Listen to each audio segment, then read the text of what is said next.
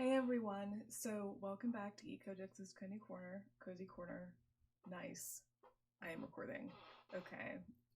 One, I apologize in advance for any ambient sound from my neighbors or my squeaky desk chair. And two, I'm trying a new recording setup because my webcam is really weird and for some reason can't record in the native full screen without doing the weird auto-focusing thing. But I figured it would, it's over here, I figured it would be easier for people just hopping into a video or if I do a future stream with these sorts of things to have like an immediately accessible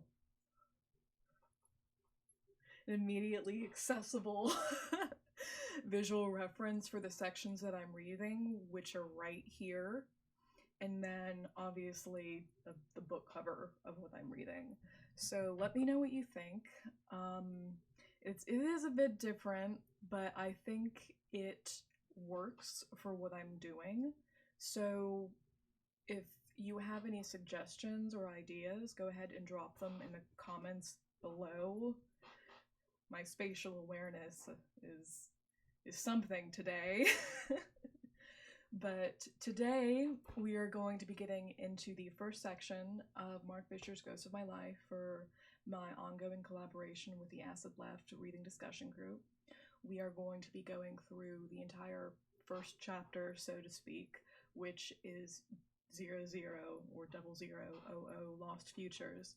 And it's going to be pages 2 through 47.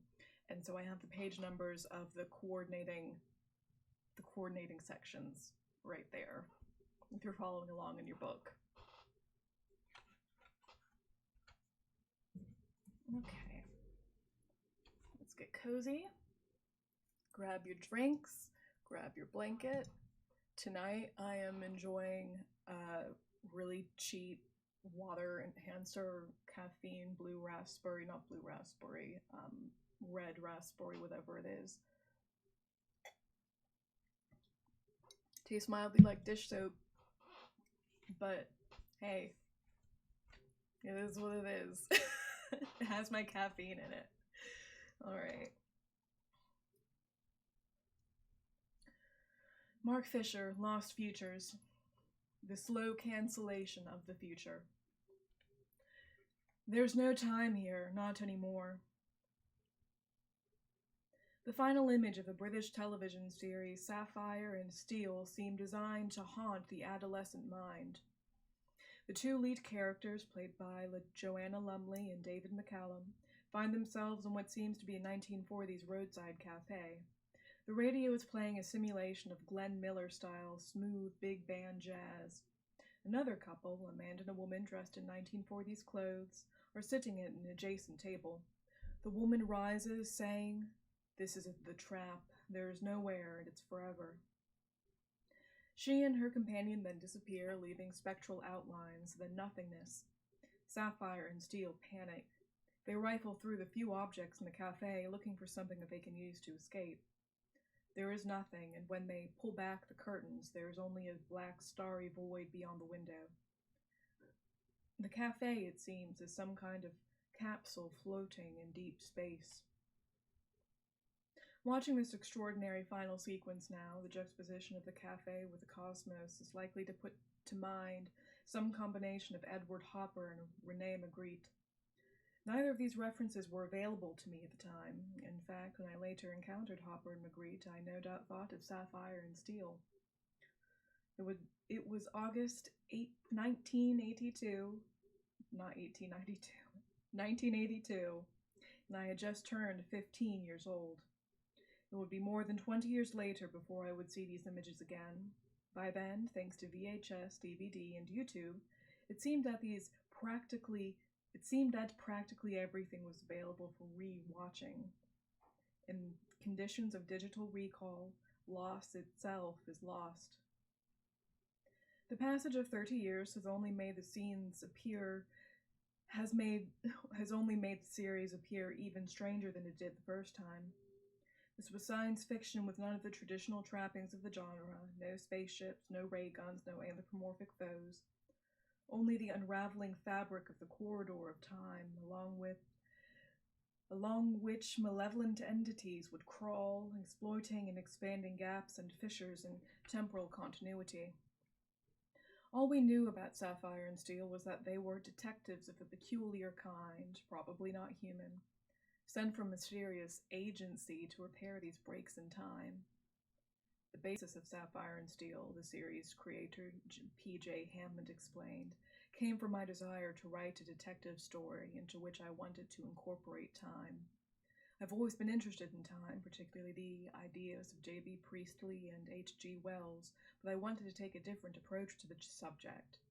So instead of having them go backwards and forwards in time, it was about time breaking in, and having set the precedent, I realized the potential that it offered with two people whose job it was to stop the break-ins, says Hammond. Hammond had previously worked as a writer on police dramas such as The Gentle Touch and Hunter's Walk, and on children's fantasy shows like Ace of Wands and Dramarama. With Sapphire and Steel, he attained a kind of authorship that he would never manage to repeat. The conditions for this kind of visionary public broadcasting would disappear during the 1980s as British media became taken over by what another television author, Dennis Potter, would call the occupying powers of neoliberalism. The result of that occupation is that it is now hard to believe that such a program could ever have been transmitted on primetime television, still less on what was then Britain's sole commercial network, ITV. There were only 3 television channels in Britain then, BBC One, BBC Two, and ITV. Channel 4 would make its first broadcast only a few months later. By comparison with the expectations created by Star Wars, Sapphire and Steel came off as very cheap and cheerful. Even in 1982, the chroma key special effects looked unconvincing. The fact that the stage sets were minimal and the cast small, most of the assignments featured only Lumley and McCallum and a couple of others, gave the impression of a theater production. Oh, I'm thinking back to good old BBC mysteries right now. Yet there was none of the homeliness of kitchen sink naturalism. Sapphire and Steel had more in common with the enigmatic oppressiveness of Harold Pinter, whose plays were frequently broadcast on BBC television during the 1970s. A number of things about the series are particularly striking from the perspective of the 21st century. The first is its absolute refusal to meet the audience halfway in the way that we've come to expect. This is partly conceptual matter. Sapphire and Steel was cryptic, its stories and its world never fully disclosed, still less explained. The series was much closer to something like the BBC's adaptation of John le Carre's Smiley novels than it was to Star Wars. And the parenthetical here, Tinker Tailor Soldier Spy had been broadcast in 1979, and its sequel, Smiley's People, would have begun transmission a month after Sapphire and Steel concluded. It was also a question of emotional tenor. The series and its 2 lead characters are lacking in the warmth and wisecracking humor that is now so much a taken-for-granted feature of the entertainment media. McCallum's Steel had a technician's indifference towards the lives in which he had become reluctantly enmeshed. Though he never loses his sense of duty, he is testy and impatient, frequently exasperated by the way humans clutter their lives. If Lumley's Sapphire appeared more sympathetic, there was always the suspicion that her apparent affection towards humans was something like an owner's benign fascination for pets. The emotional austerity that had characterized the series from the start assumes a more explicitly pessimistic quality in this final assignment. The le Carre parallels are reinforced by the strong suspicion that, just as in Tinker Tailor Soldier Spy, the lead characters have been betrayed by their own side. Then there was Cyril Ordnell's incidental music. As Nick Edwards explained in a 2009 blog post, this was arranged for a small ensemble of musicians, predominantly woodwind, with liberal use of electronic treatment such as ring modulation, echo and delay, etc., to intensify the drama and the suggestion of horror. Ordnell's cues are far more powerfully chilling and evocative than anything you're likely to hear in the mainstream media today is written.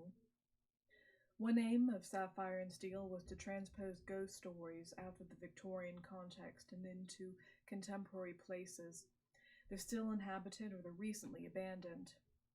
In the final assignment, Sapphire and Steel arrive at a small service station. Corporate logos, Access, 7-Up, Castrol, GTX, LV, are pasted on the windows and the walls of the garage and the adjoining cafe. This halfway place is a prototype version of what the anthropologist Mark Ogg will call in a 1995 book of the same title, Non-Places. The generic zones of transit, such as retail parks and airports, which will come to increasingly dominate the spaces of late capitalism. In truth, the modest service station in Sapphire and Steel is quaintly idiosyncratic compared to the cloned generic monoliths which will proliferate besides motorways over the coming 30 years. The problem that Sapphire and Steel have come to solve as ever okay, let me reread that sentence. The problem that Sapphire and Steel have come to solve is, as ever, to do with time. At the service station, there is temporal bleed-through from earlier periods. Images and figures from 1925 and 1945 keep appearing, so that, as Sapphire and Steel's colleague Silver puts it, time just got mixed, jumbled up together, making no sort of sense. Anachronism, the slippage of discrete time periods into one another, was throughout the series the major symptom of time breaking down.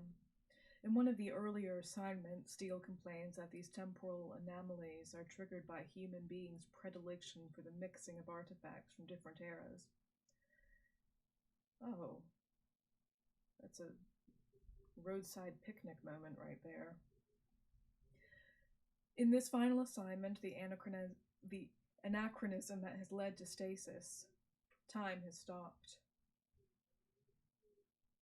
The service station is in a pocket, a vacuum. There's still traffic, but it's not going anywhere. The sound of cars is locked into a looped drone. Silver says, there is no time here, not anymore. It's as if the whole scenario is a literalization of the lines in Pinter's No Man's Land. No man's land which never moves, which never changes, which never grows older, which remains forever icy and silent. Hammond said that he had not necessarily intended the series to end there. He had thought that it would be rested, to return at some point in the future. There would be no return, at least not on network television, however. In 2004, Sapphire and Steel would come back for a series of audio adventures. Though Hammond, McCallum, and Lumley were not involved, and by then the audience was not the television viewing public, but the kind of special interest niche easily catered for in digital culture. Eternally suspended, never to be freed, their plight, and indeed their provenance, never to be fully explained, Sapphire and Steel's internment in this cafe from nowhere is prophetic for a general condition in which life continues, but time has somehow stopped.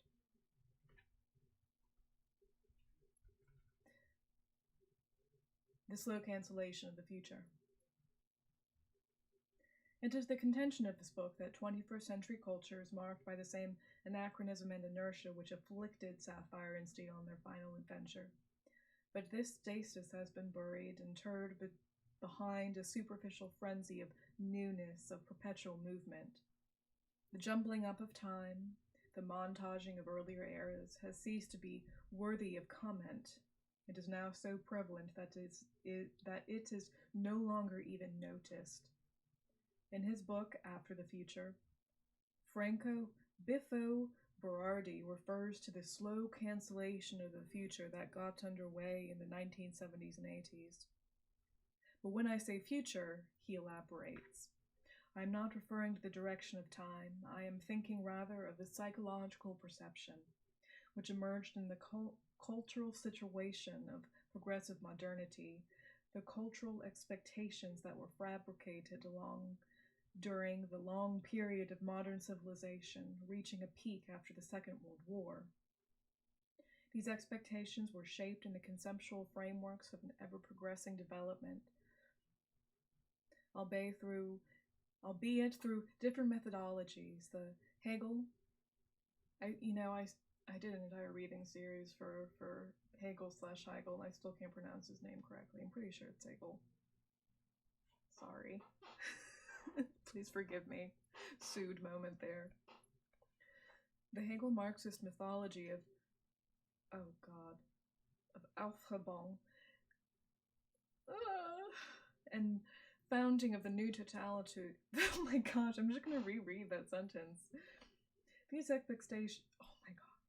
expectations were shaped in the conceptual framework of an ever-progressing development, albeit through different methodologies. The Hegel Marxist mythology of Aufhebung and the founding of the new totality of communism, the bourgeois mythology of a linear development of welfare and democracy, the technocratic mythology of the all-encompassing power of scientific knowledge, and so on.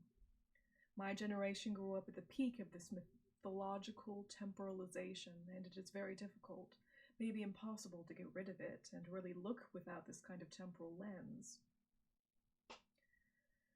I'll never be able to live in accordance with a new reality, no matter how evident, unmistakable, or even dazzling in its social planetary trends, writes Berardi. He is a generation older than me, but he and I are on the same side of the temporal split here. I, too, will never be able to adjust to the paradoxes of this new situation. The immediate temptation here is to fit what I'm saying into a wearily familiar narrative. It is a matter of the old failing to come to terms with the new, saying it was better in their day. Yet it is just this picture, with its assumption that the young are automatically at the leading edge of cultural change, that is now out of date. Rather than the old recoiling from the new in fear of oh my gosh, I just suddenly got very tongue-tied. What's going on?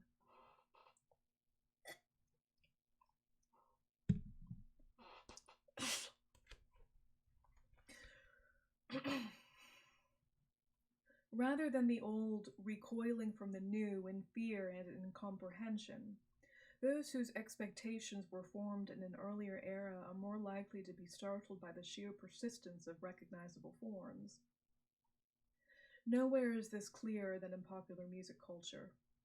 It was through the mutations of popular music, and many of those who grew up in the 1960s, 70s, and 80s learned to measure the passage of time, the passage of cultural time.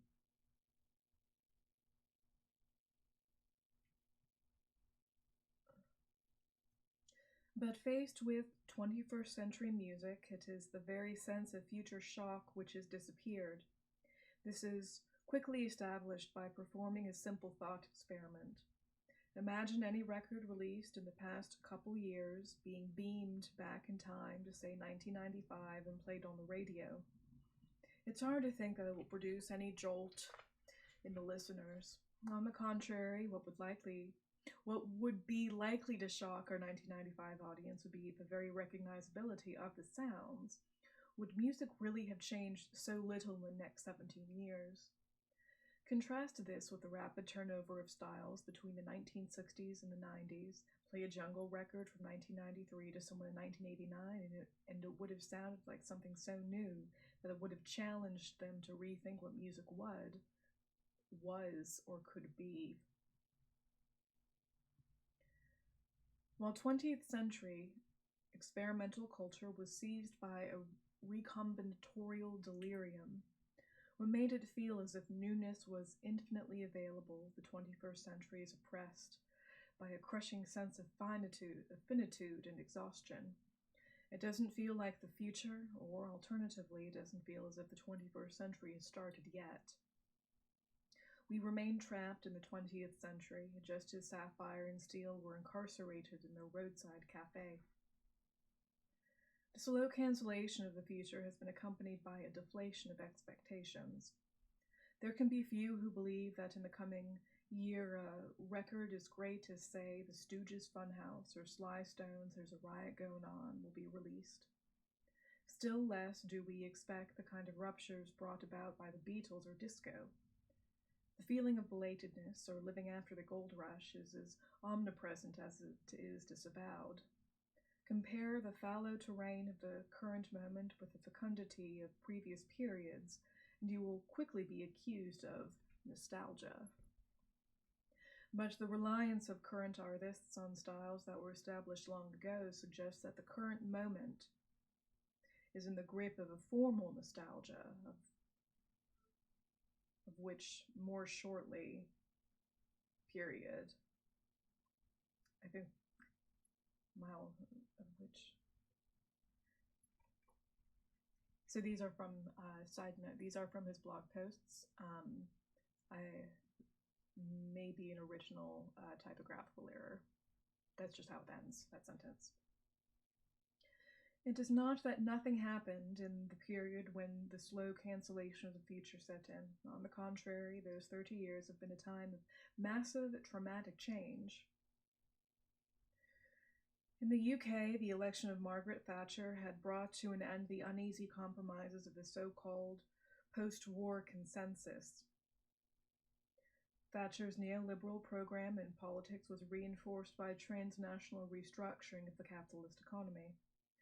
The shift into so-called post-Fordism, with globalization, ubiquitous computerization, and the casualization of labor, resulted in a complete transformation in the way that work and leisure were organized. In the last 10 to 15 years, meanwhile, the internet and mobile telecommunications technology have altered the texture of everyday experience beyond all recognition. Yet, perhaps, because of all of this, there's an increasing sense that culture has lost the ability to grasp and articulate the present. Or it could be that, in one very important sense, there is no present to grasp and articulate anymore. Consider the fate of the concept of futuristic music. The futuristic in music has long been ceased to refer to any future in which we expect to be different, and has become an established style, much like a particular typographical font. Invited to think of the futuristic, we will still come up with something like the music of Kraftwerk, even though this is now as antique as Glenn Miller's big band jazz was when the German group began experimenting with synthesizers in the late 1970s. Where is the 21st century equivalent of Kraftwerk? If Kraftwerk's music came out of a casual intolerance of the already established, then the present moment is marked by its extraordinary accommodation towards the past. More than that, the very distinction between past and present is breaking down. In 1981, the 1960s seemed much further away than they do today. Since then, cultural time has folded back on itself, and the impression of linear development has given way to strange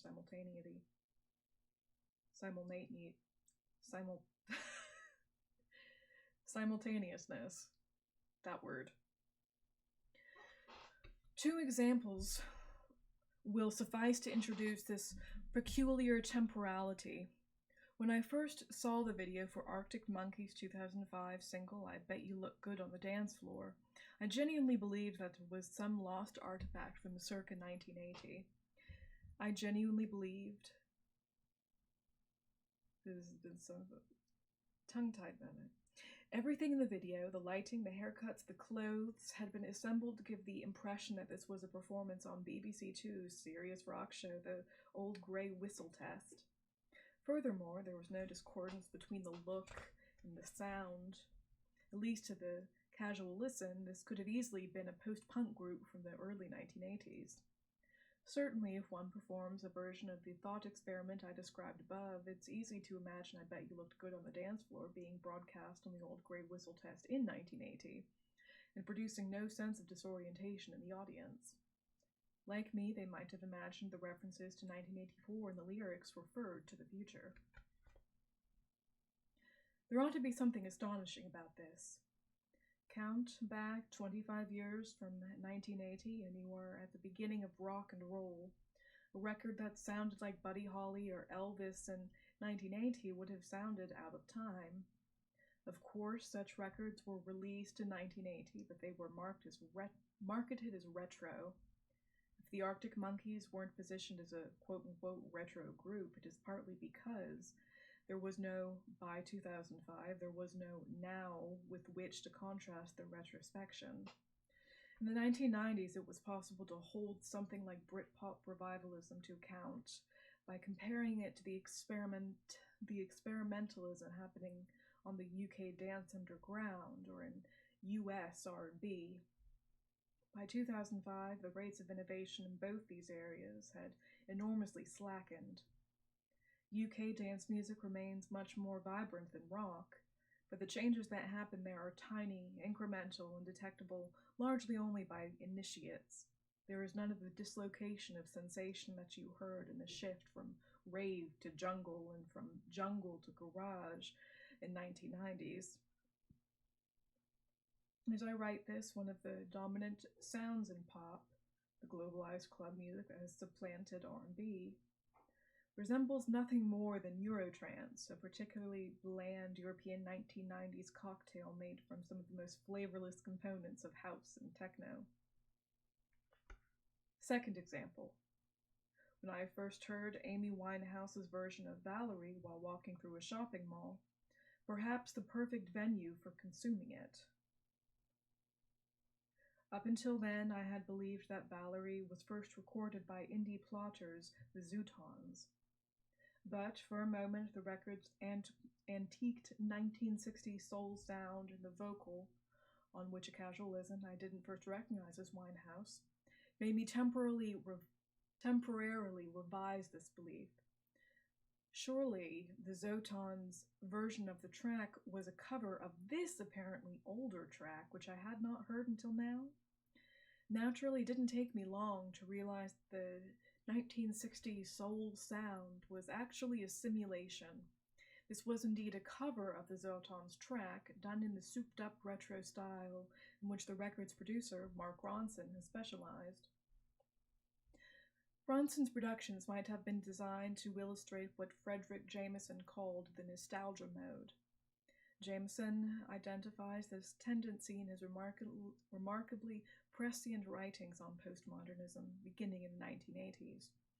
What makes Valerie and the Arctic Monkeys typical of postmodern retro is the way in which they perform Anachronism. While they are sufficiently quote-unquote historical, sounding to pass on the first listen as belonging to the period in which they ape, there is something not quite right about them.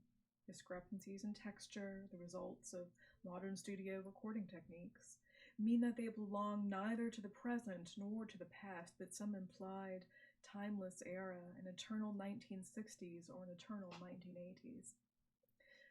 The quote-unquote classic sound, its elements now serenely liberated from the pressures of historical becoming, can now periodically be buffed up by new technology.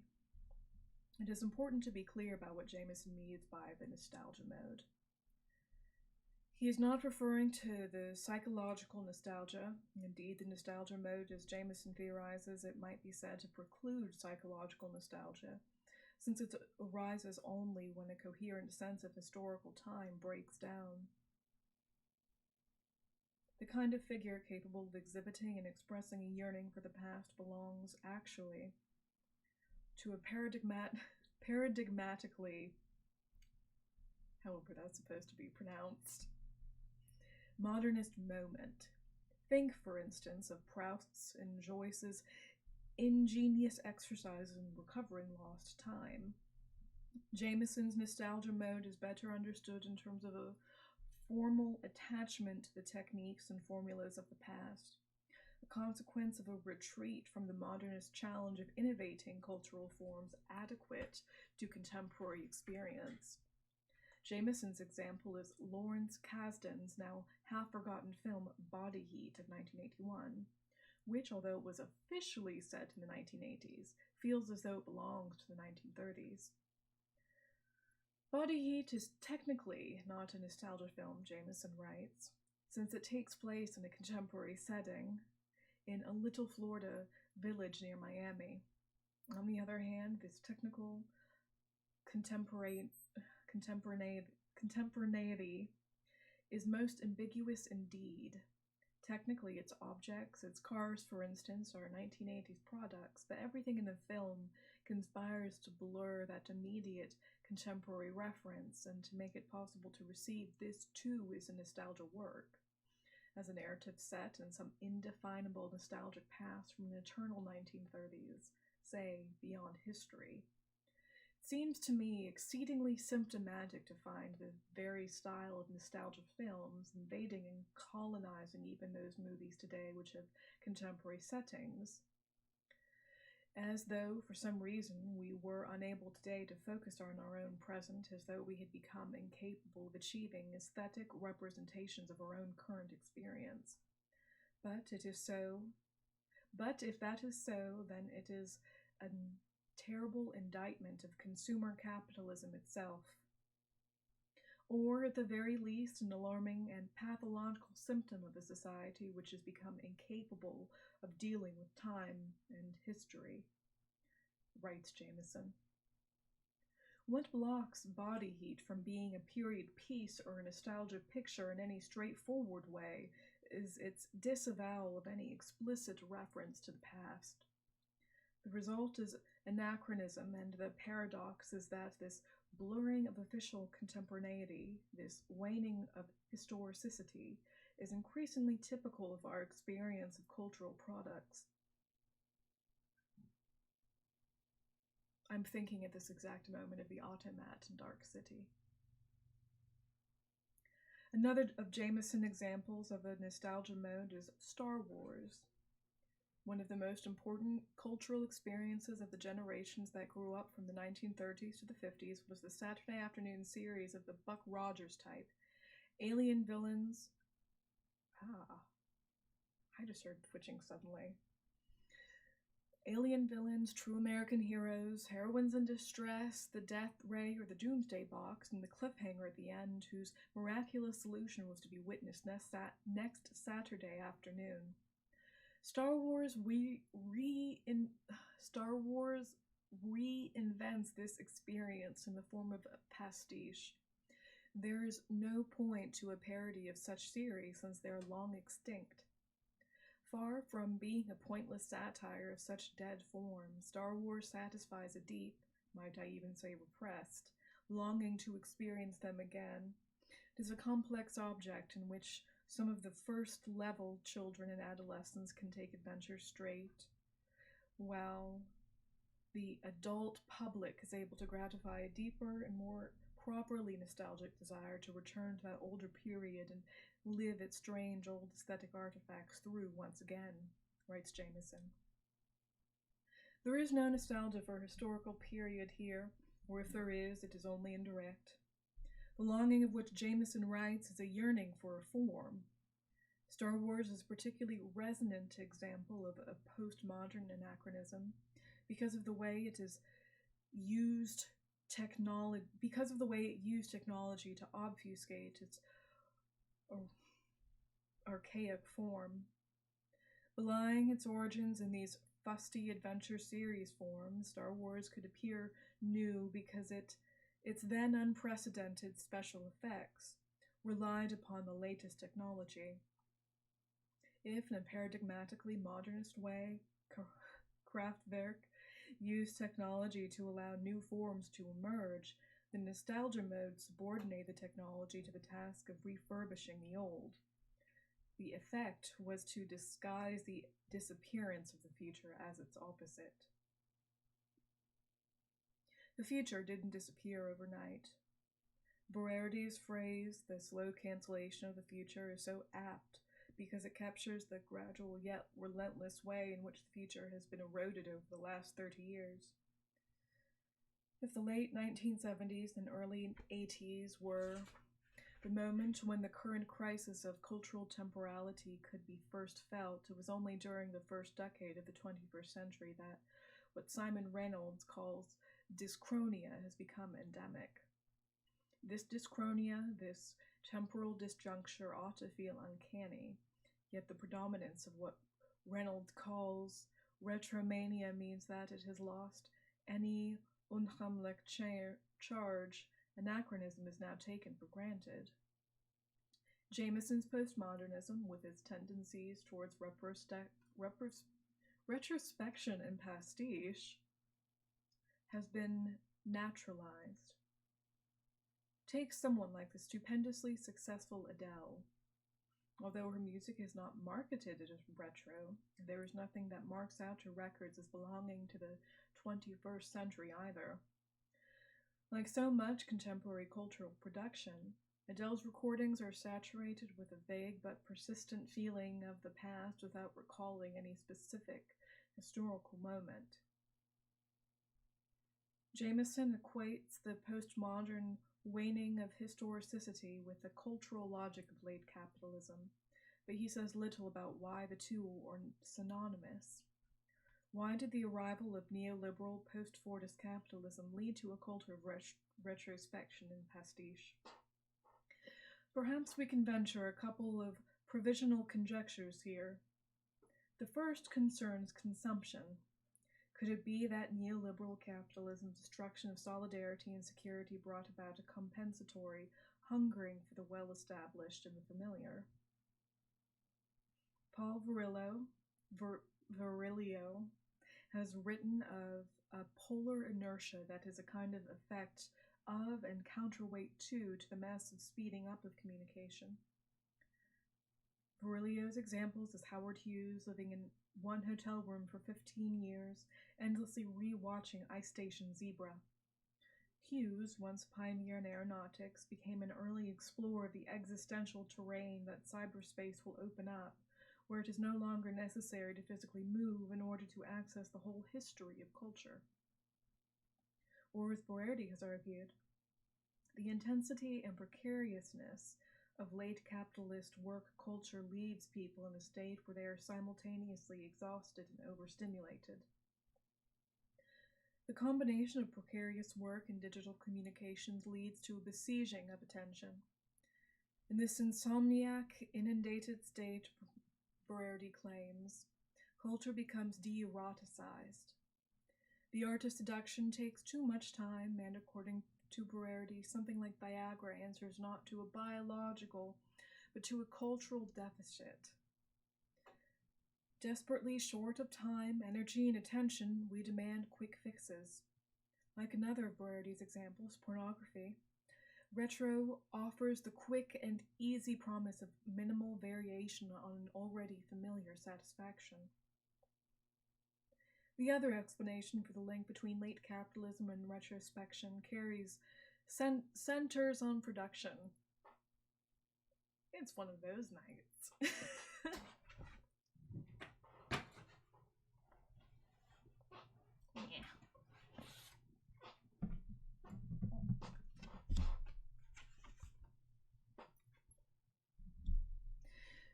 Despite all its rhetoric of the novelty and innovation, neoliberal capitalism has gradually but systematically deprived artists of the resources necessary to produce the new.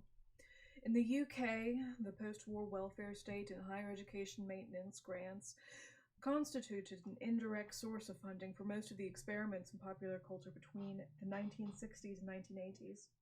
The subsequent ideological and practical attack on public services meant that one of the spaces where artists could be sheltered from the pressure to produce something that was immediately accessible was severely circumscribed.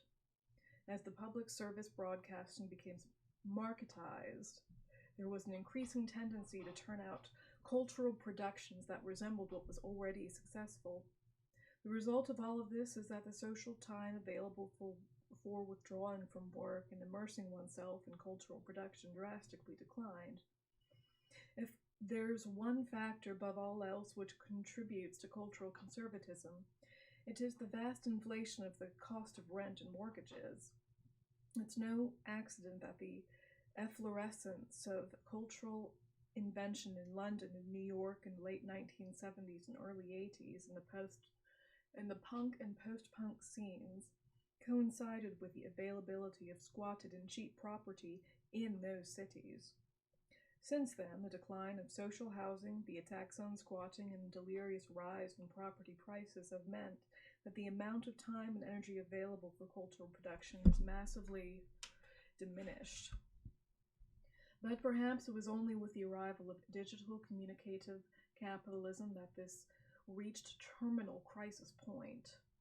Naturally, the besieging of attention described by Berardi applies to producers as much as consumers. Producing the new depends upon certain kinds of withdrawal from, for instance, sociality as much as from pre-existing cultural forms. But the currently dominant form is socially networked cyberspace, with its endless opportunities for micro-contact and its deluge of YouTube links has made withdrawal more difficult than ever before.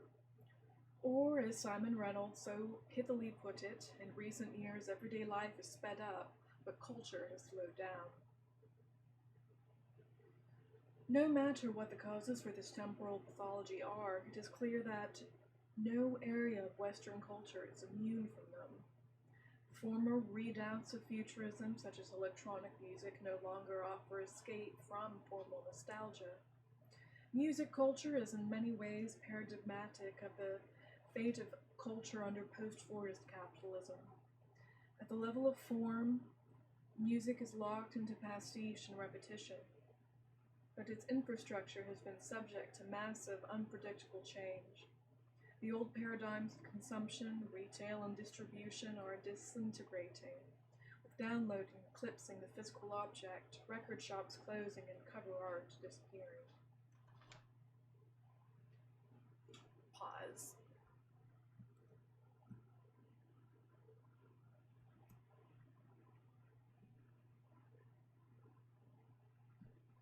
Yeah.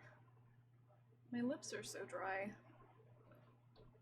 I'm gonna hold on one moment. Really classy right here. I'm gonna grab my chapstick.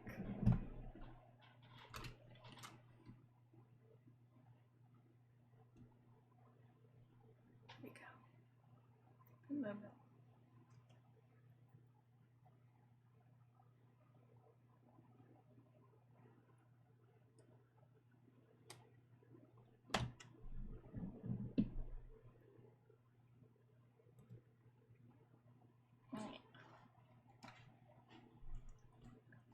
Back into place.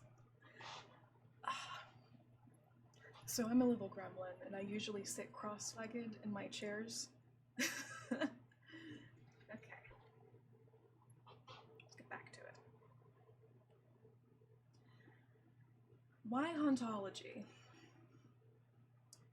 What has the concept of hauntology to do with all of this? It was, in fact, with some reluctance that hauntology started to be applied to the electronic music of the middle of the last decade. I generally found Jacques Derrida, the inventor of the term, a frustrating thinker. As soon as it was established in certain areas of the academy, deconstruction, the philosophical project which Derrida founded, installed itself as a pious cult of indeterminacy, which at its worst made a lawyerly virtue of avoiding any definitive claim.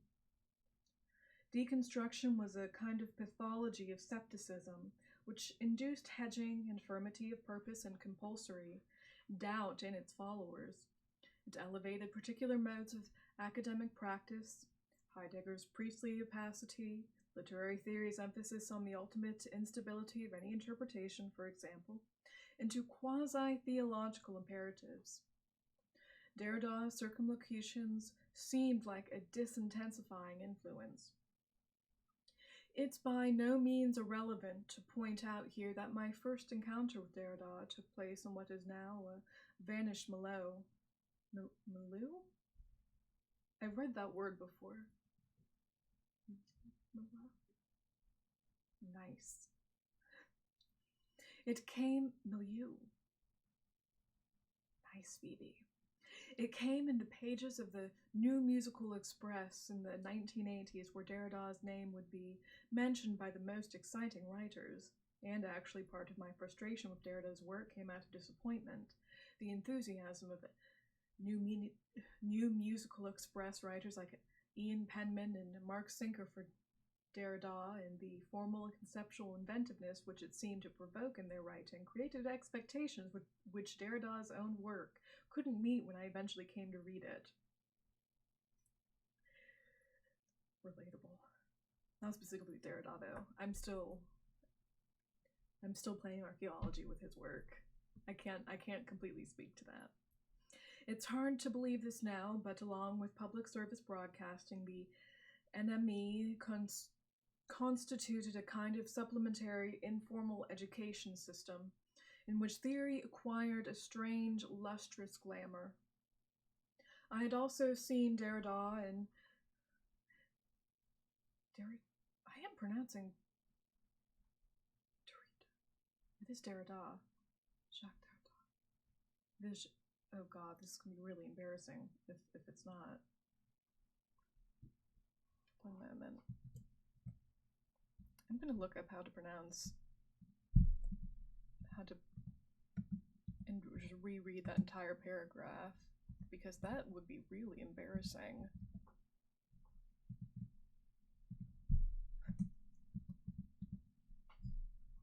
Because I read him. This is a big sued moment right here. I'm so sorry. Thanks, YouTube. Pronunciation Dictionary. How to pronounce Jacques. I really should.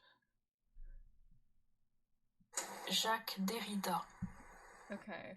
Derrida. I was close. But I'm not doing a proper French pronunciation. Derrida. Okay. Apologies for the interruption.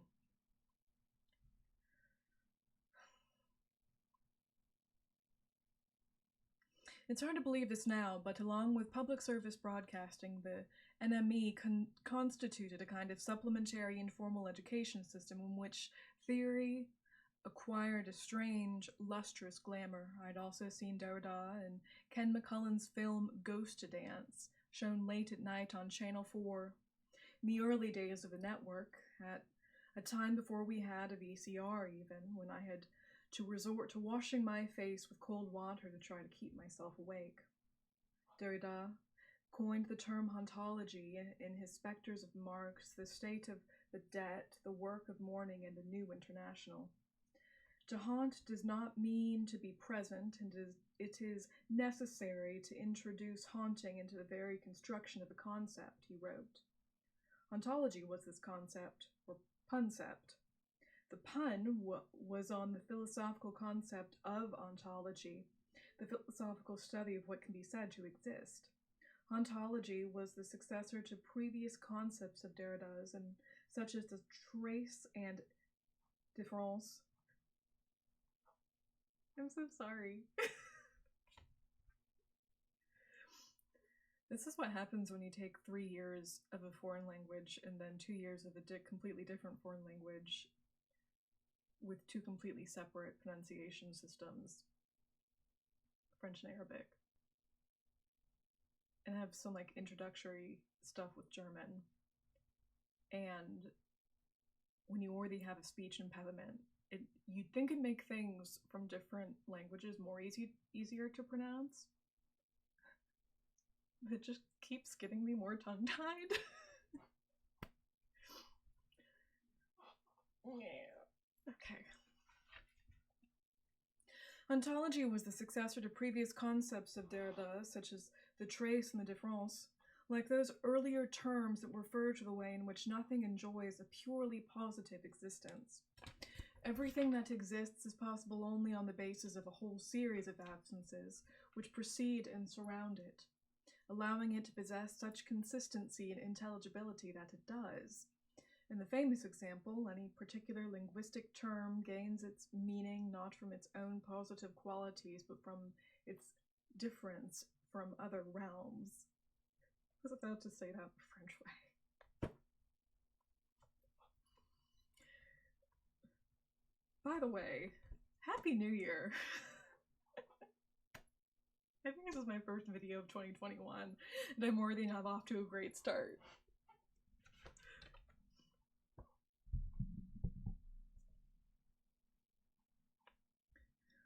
Hence, Derrida's Ingenious deconstructions of the metaphysics of the presence and photocentrism, which exposed the way in which particular dominant forms of thought had incoherently privileged the voice over writing.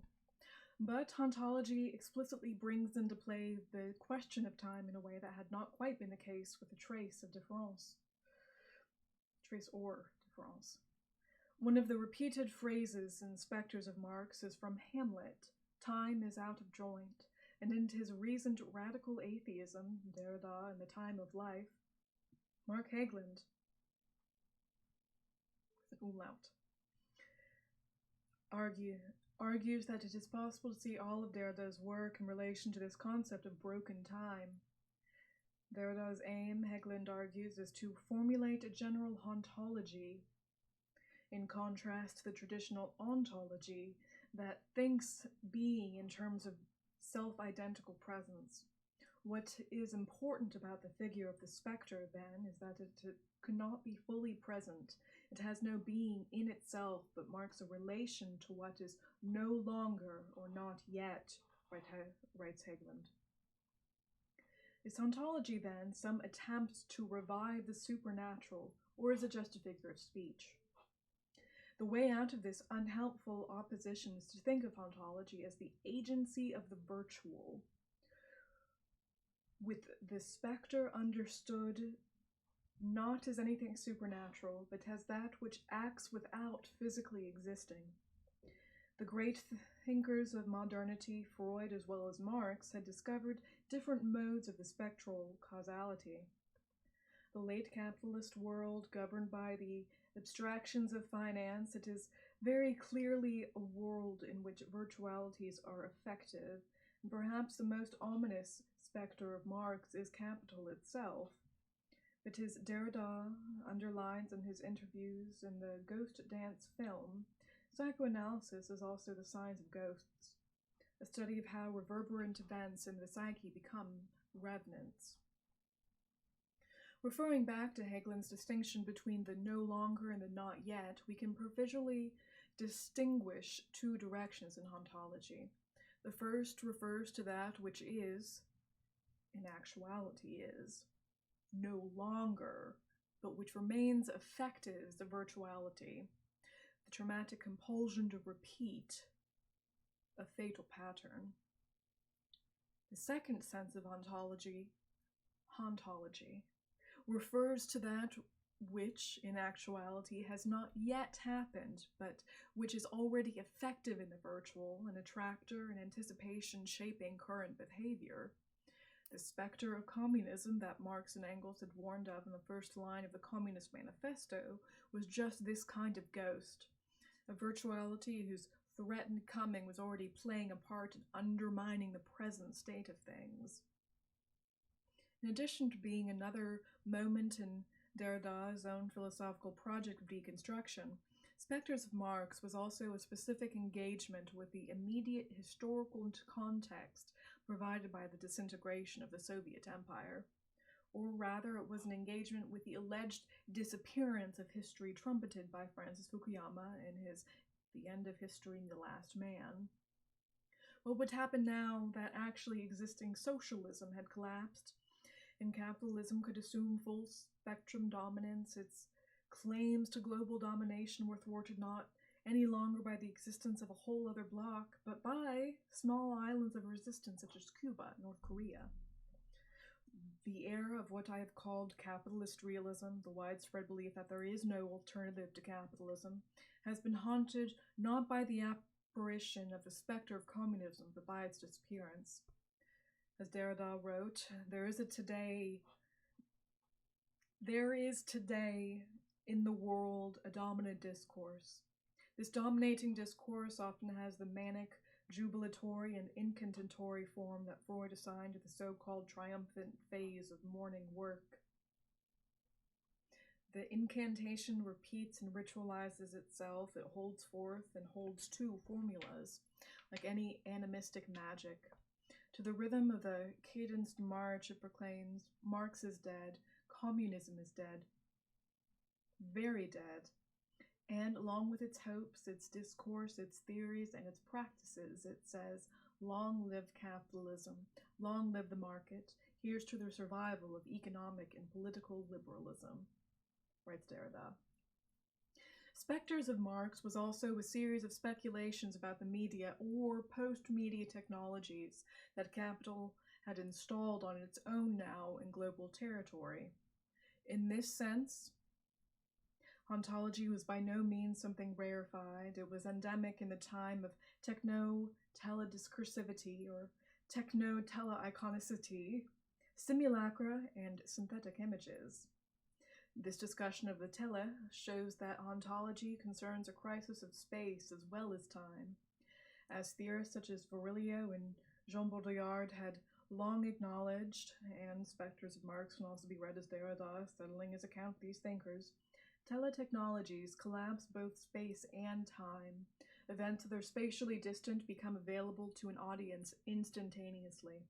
Neither Baudrillard nor Derrida would live to see the full effects. No doubt oh my gosh. Neither Baudrillard nor Derrida would live to see the full effects. No doubt I should say the full effects so far of the teletechnology that has most radically contracted space and time, cyberspace.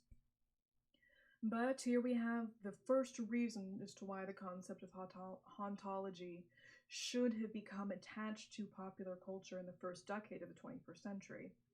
For it was at this moment when cyberspace enjoyed unprecedented dominion over the reception, distribution, and consumption of culture, especially music culture.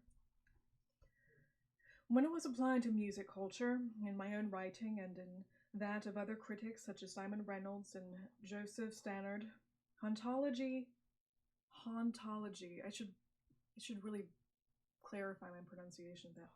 Hauntology has first of all named a confluence of artists.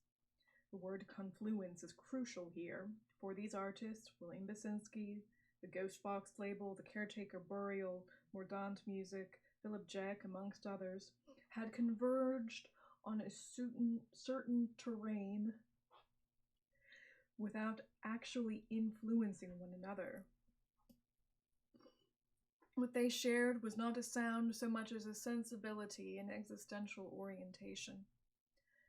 The artists that came to be labeled hauntological were suffused with an overwhelming melancholy, and they were preoccupied with the way in which technology materialized memory, hence a fascination with television, vinyl records, audio tape, and with the sounds of these technologies breaking down.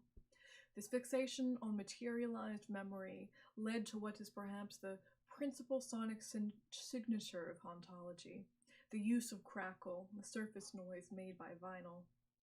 Crackle makes us aware that what we are listening to is a time that is out of joint. It won't allow us to fall into the illusion of presence.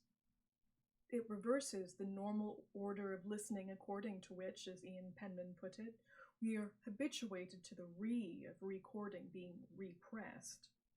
We are only made aware that the sounds we are hearing We aren't only made aware that the sounds we are hearing are recorded, we are also made conscientious of the playback systems we also use to access the recordings. And hovering behind much sonic hauntology is the difference between analog and digital. So many hauntological tracks have been about revisiting the physicality of analog media in the era of the digital aether. MP3 files remain material, of course, but the materiality is occulted from us. By contrast with the tactile materiality of vinyl records and even compact discs. No doubt a yearning for this older regime of materiality plays a part in the melancholia that saturates hauntological music. As to the deeper causes of this melancholia, we need to look no further than the title of Leland Kirby's album, Sadly, the Future's No Longer What It Was. In hauntological music, there is an implicit acknowledgement that the hopes created by post-war electronica, or by the euphoric dance music of the 1990s have evaporated. Not only has the future not arrived, it no longer seems possible. Yet, at the same time, the music constitutes a refusal to give up on the desire for the future. This refusal gives the melancholia a political dimension because it amounts to a failure to accomplish. Oh my gosh. Happy 2021, guys. The refusal gives the melancholia a political dimension because it amounts to a failure to accommodate to the closed horizons of capitalist realism.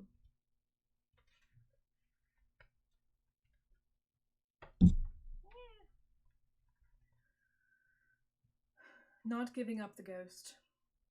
In Freud's terms, both mourning and melancholia are about loss.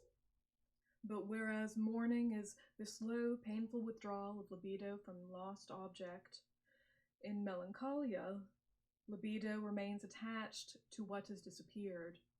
For mourning to properly begin, Derrida says in Spectres of Marx, the dead must be conjured away. The conjuration has to make sure that the dead will not come back. Quick, do whatever is needed to keep the cadaver localized in a safe place, decomposing right where it was inhumed, or even embalmed, as I like to do in Moscow, writes Derrida.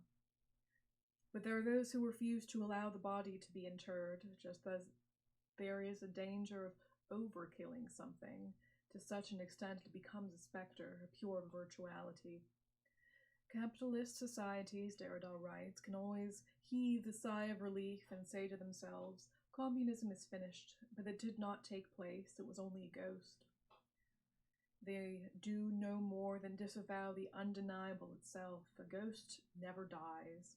It remains always to come. It remains always to come and to come back, writes Derrida. Haunting, then, can be construed as a failed mourning. It is about refusing to give up the ghost, or this can sometimes amount to the same thing, the refusal of the ghost to give up on us. The specter will not allow us to settle into the mediocre satisfactions one can glean in a world governed by capitalist realism.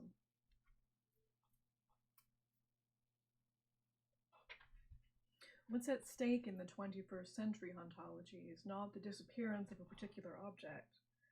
What has vanished is a tendency, a virtual trajectory. One name for this tendency is a popular modernism. The cultural ecology that I referred to above, the music press and the more challenging parts of public service broadcasting, and the more were part of a UK popular modernism, as were post-punk brutalist architecture, penguin paperbacks, and the BBC radiophonic workshop. In popular modernism, the elitist project of modernism was retrospectively vindicated. At the time, power through it, Phoebe. You got this. At the same time, popular culture definitively established that it did not have to be populist. Particular modernist techniques were not only disseminated but collectively reworked and extended, just as the modernist task of producing forms which were adequate to the present moment was taken up and renewed. Which is to say that, although of course I didn't realize it at the time, the culture which shaped most of my early expectations was essentially popular modernist, and the writing that has been collected in Ghosts of My Life is about coming to terms with the disappearance of the conditions which allowed it to exist. It's worth pausing a moment here to distinguish the hauntological melancholia I'm talking about from the two other kinds of melancholia. The first is what Wendy Brown calls left melancholy. On the face of it, what I've said risks being heard as a kind of leftist melancholic resignation. Although they weren't perfect, the institutions of social democracy were much better than anything we can hope for now, perhaps best we can ever hope for. Ellipsis. In her essay, Resisting Left Melancholy, Brown attacks left that operates without either a deep and radical critique of the status quo were a compelling alternative to the existing order of things. But perhaps even more troubling, it is a left that has become more attached to its impossibility than to its potential fruitfulness, a left that is most at home dwelling not in hopefulness but in its own marginality and failure, a left that is caught thusly in the structure of melancholic attachment to a certain strain of its own dead past, whose spirit is ghostly, whose structure of desire is backward and looking and punishing, says Brown. Yet much of what makes the melancholy Brown analyzes so pernicious is its disavowed quality. Brown's left melancholic is a depressive who believes he is realistic, someone who no longer has any expectation that his desire for radical transformation could be achieved, but who doesn't recognize that he has given up. In her discussion of Brown's essay, The Communist Horizon, Jody Dean refers to Lacan's formula, another one of those things I know how to pronounce deep down. The only thing one can be guilty of is giving ground relative to one's desire, and the shift that Brown describes from a left that confidently assumed the future belonged to it, to a left that makes a virtue of its own incapacity to act, seems to exemplify the transition from desire, in which Lacanian terms,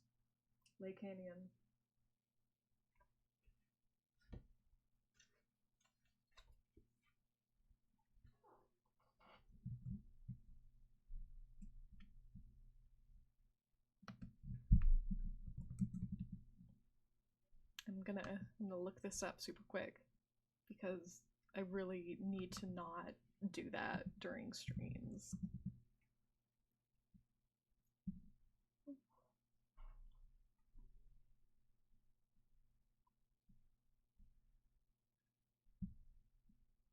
I love all these pronunciation YouTube channels. I really do.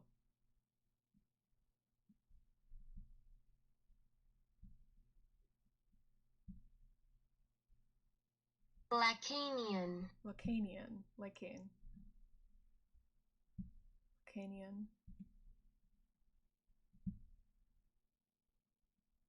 I'm sorry. Lacanian.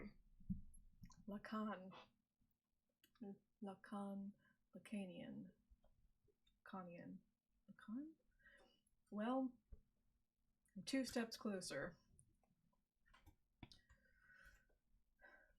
From a left that confidently assumed the future belonged to it, to a left that makes a virtue of its own incapacity to act, seems to exemplify the transition from desire, in which Lacanian terms is desire, to drive, and enjoyment through failure. The kind of melancholia I'm talking about, by contrast, consists not in giving up on desire, but in refusing to yield. It consists, that is to say, in a refusal to adjust to what current conditions call reality, even if the cost of that refusal is that which you feel like an outcast in your own time. The second kind of melancholia, that the hauntological melancholia must be distinguished from, is that which Paul Gilroy calls the post-colonial melancholia. Gilroy defines this melancholia in terms of avoidance. It is about evading the painful obligations to work through the grim details of imperial and colonial history and to transform paralyzing guilt into a more productive shame that would be conducive to the building of a multicultural nationality that is no longer phobic about the prospect of exposure to either strangers or otherness, says Gilroy. It comes out of the loss of fantasy of omnipotence. Like Brown's left melancholy, then, post-colonial melancholia is a disavowed form of melancholia. Its signature combination, Gilroy writes, is that of a manic elation with misery, self-loathing, and ambivalence. The post-colonial melancholic just doesn't just refuse to accept change. At some level, he refuses to accept that change has happened at all. He incoherently holds on to the fantasy of omnipotence by experiencing change only as decline and failure, for which naturally the immigrant other must be blamed. The incoherence here is obvious. If the post-colonial melancholic were really that omnipotent, how could he be harmed by the immigrant? At first sight, it might be possible to see hauntological melancholia as a variant of post-colonial melancholia. Another example of white boy whinging over lost privileges. Yet this would be to grasp that which has been lost only in terms of the worst kind of resentment ressentiment, or in terms of what Alex Williams has called negative solidarity, in which we are invited to celebrate not an increase in liberation, but the fact that another group has now been immiserated. And this is especially sad when the group in question was predominantly working class. Nostalgia compared to what? This raises the question of nostalgia again. Is hauntology, as many of its critics have maintained, simply a name for nostalgia? Is it about pining for social democracy and its institutions?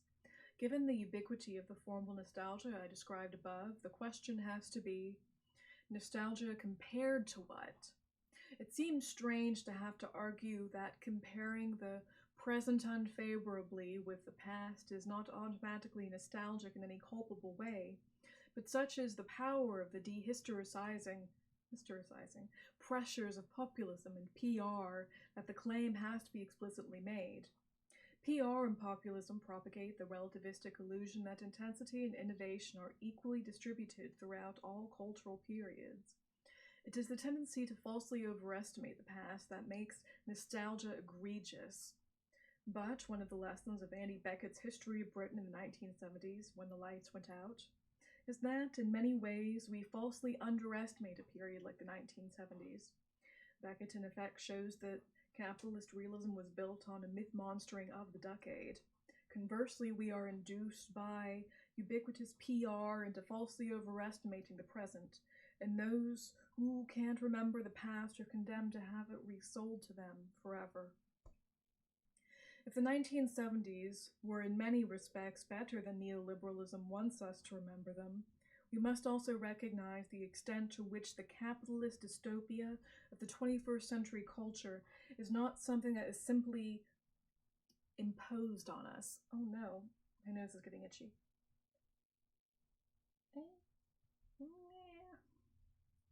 That wasn't a very attractive face. Apologies.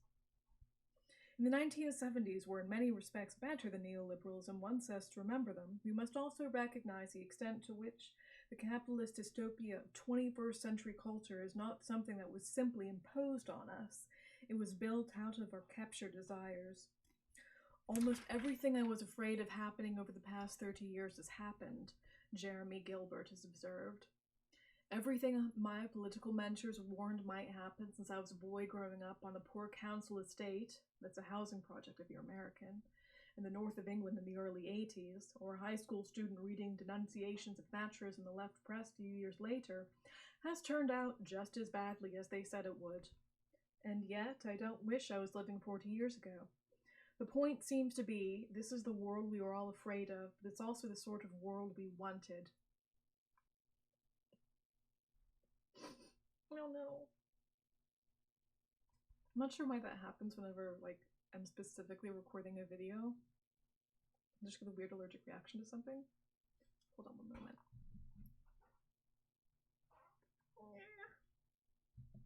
It's like a little raccoon way of having to scratch my nose.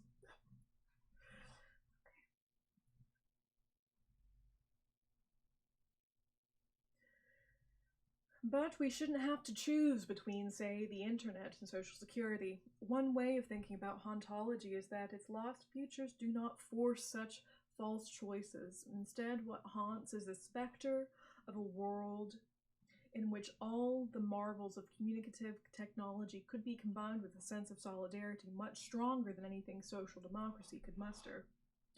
Popular modernism was by no means a completed project, some pristine zenith that needed no further improvement. In the 1970s, certainly, culture was opened up to working class inventiveness in a way that is now scarcely imaginable to us.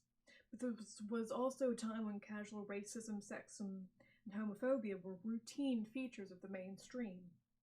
Needless to say, the struggles against racism and heterosexism have not in the meantime been won, but they have made significant hegemonic advances, even as neoliberalism has corroded the social democratic infrastructure which allowed increased working class participation in cultural production. The disarticulation of class from race, gender, and sexuality has been central to the success of the neoliberal project, making it seem, grotesquely, as if neoliberalism were in some way a precondition of the gains made in anti-racist, anti-sexist, and anti-heterosexist struggles. What is being longed for in hauntology is not a particular period, but the resumption of the processes of democratization and pluralism for which Gilroy calls. Perhaps it's useful to remind ourselves here that social democracy has only become a resolved totality. In retrospect, at the time it was a compromise formation in which those on the left saw as a temporary bridgehead from which further gains could be won. What should haunt us is not the no longer of actually existing social democracy, but the not yet of the futures that popular modernism trained us to expect, but which never materialized. These specters, specter of lost futures, the reproach for formal nostalgia of the capitalist, realist world.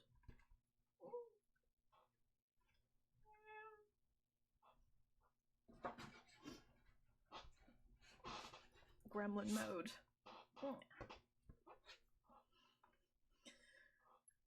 Music culture was central to the production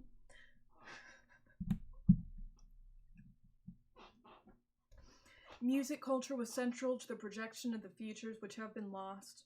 The term music culture is crucial here because it is the culture constellated around music, fashion, discourse, cover art, etc., that has been as important as the music itself in conjuring seductively unfamiliar worlds. The de-stranging of music culture in the 21st century, the ghastly return of industry moguls and boys next door to mainstream pop, the premium put on reality and popular entertainment, the increased tendency of those in music culture to dress and look like digitally and surgically enhanced versions of regular folk, the emphasis placed on gymnastic emoting and singing, has played a major role in conditioning us to accept consumer capitalism's model of ordinariness. Michael Hart and Antonio Negri are right when they say that the revolutionary take on race, gender, and sexuality struggles goes far beyond the demand that different identities be recognized. Ultimately, it is about the dismantling of identity. The revolutionary process of the abolition of identity, we should keep in mind, is monstrous, violent, and dramatic. Don't try to save yourself. In fact, yourself has to be sacrificed. This does not mean that liberation casts us into an indifferent sea with no objects of identification, but rather the existing identities will no longer serve as anchors. I bookmark that for my post comments on this. While Hart and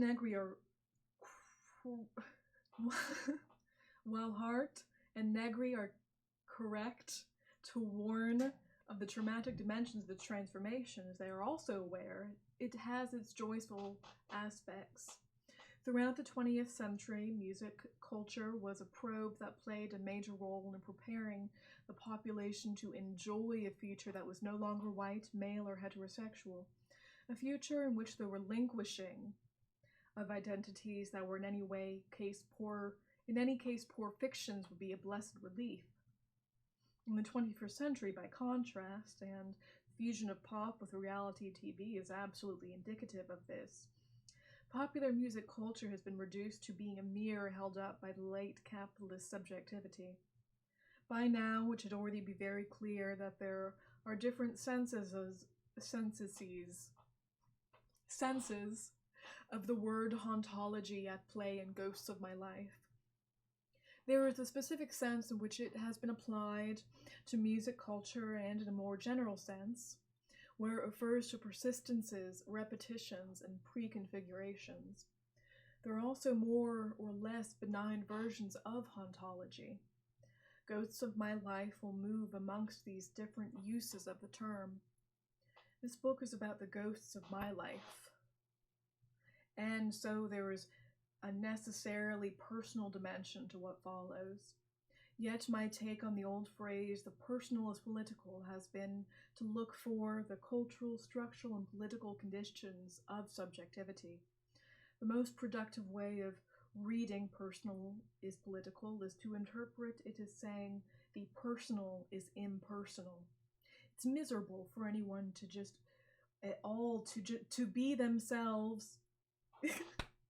It's miserable for anyone at all to be themselves, still more to be forced to sell themselves. Culture and the analysis of culture is valuable insofar that it allows an escape from ourselves. Such insights have been very hard won. Depression is the most malign specter that has dogged my life, and I use the term depression to distinguish the dreary solipsism of the condition from the more lyrical and collective desolations of hauntological melancholia. I started blogging in 2003 while still in touch with a state of depression that I found everyday life scarcely bearable. Some of these writings were part of the working through of that condition, and it's no accident that my so far successful escape from depression has coincided with a certain externalization of its negativity. The problem wasn't just me, but the culture around me. It's clear to me now that the period from roughly 2003 to the present will be recognized, not in the far distant future, but very soon, as the worst period for popular culture since the 1950s. To say that the culture was desolate was not to say that there weren't traces of other possibilities. Ghosts of My Life is an attempt to engage with some of these traces.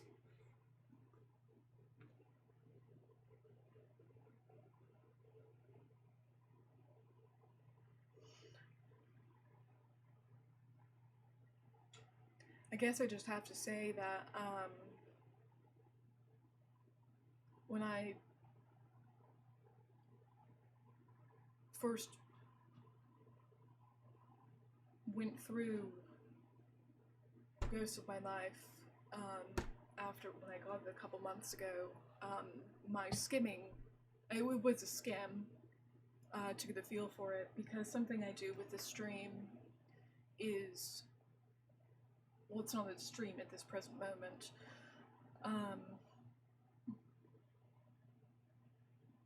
And I suppose I'll put the timestamp up to skip, if I can do that. But something I make a point of doing is I'll read stuff I've read before, but when I do things like collaboration readings or just something really exciting, if it's not something I've read before, I won't pre-read, which, one, it shows in my pronunciation issues, but two, I want my reactions to be as authentic as possible. And I'm saying all of that to say that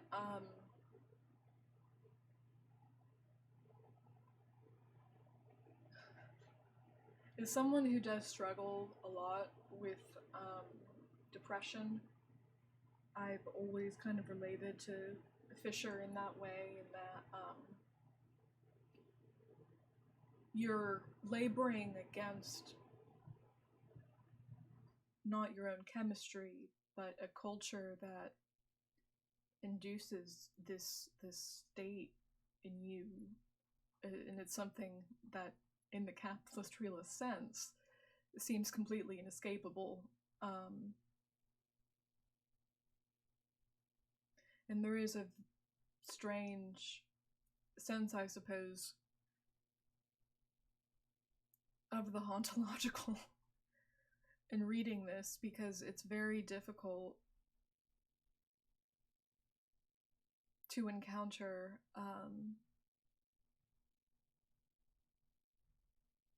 I have a similar issue reading Durkheim's On Suicide, even though he didn't go on to kill himself.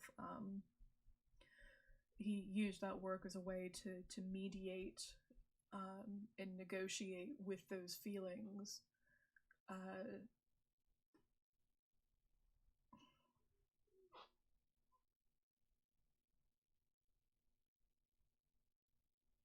It's very difficult to not read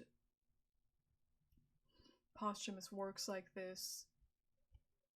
Well, not posthumous, but read posthumously works like this that revolve on such an intimate dimension of someone struggling with something so deeply that you struggle with as well, and not, you know,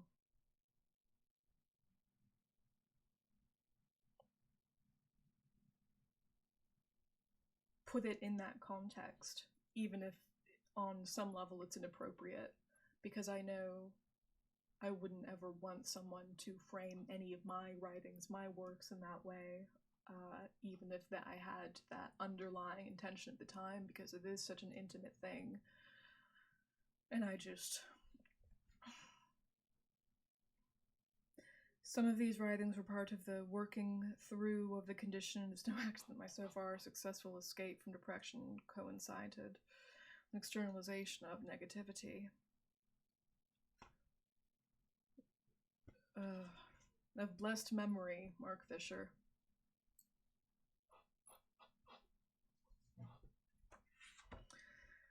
I'm gonna take a brief moment to scratch my nose and have a drink, and maybe open a bit of a candy bar.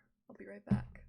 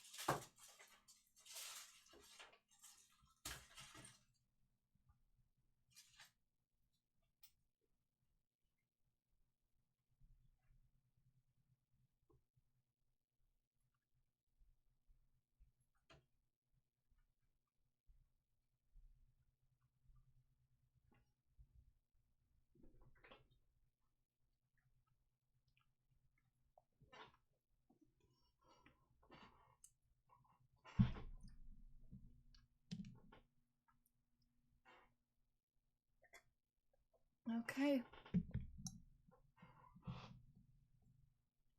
Ow. So I have a tooth right here that really, really needs a root canal. It's like dead. Whenever I have something sugary that accidentally gets on that side of my mouth, it hurts. Ow. Okay.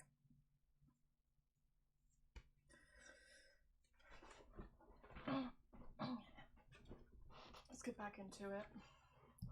Hopefully, I'm not gonna cry. Ghosts of My Life. Goldie, Japan, and Tricky.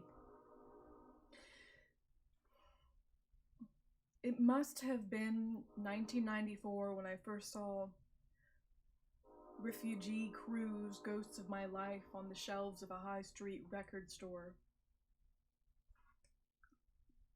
Roughage Crew, I'm sorry. God.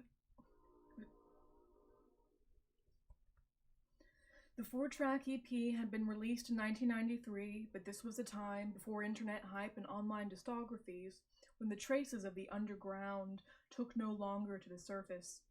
The EP was a prime example of Dark Side Jungle. Just as a side note, I love jungle, classic jungle, proper jungle. Drum and bass. I have DJ rap usually going as my sit down and work to it music. The EP was a prime example of Dark Side Jungle. Jungle was a moment in what Simon Reynolds would call the hardcore continuum, a series of mutations on the British dance music underground, triggered by the introduction of the breakbeat into rave. Passing from hardcore rave into jungle, 2-speed, two-step, and speed garage. I'll always prefer the name jungle. Oh my gosh. I'm so sorry. And for the record, I don't edit any of my videos. I actively record and then I post because I'm on a laptop that isn't good for video editing in the least. So that's why these always come out like this. Oh no, I have the Doomer GF nose going on. Shoot. Okay.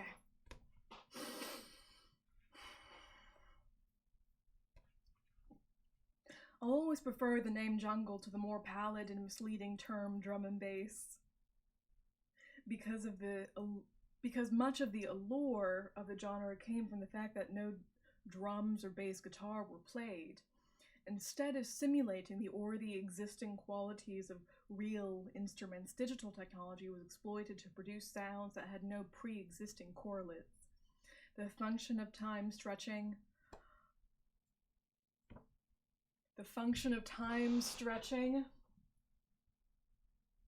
which allowed the time signature of the sound to be changed, such as one would do.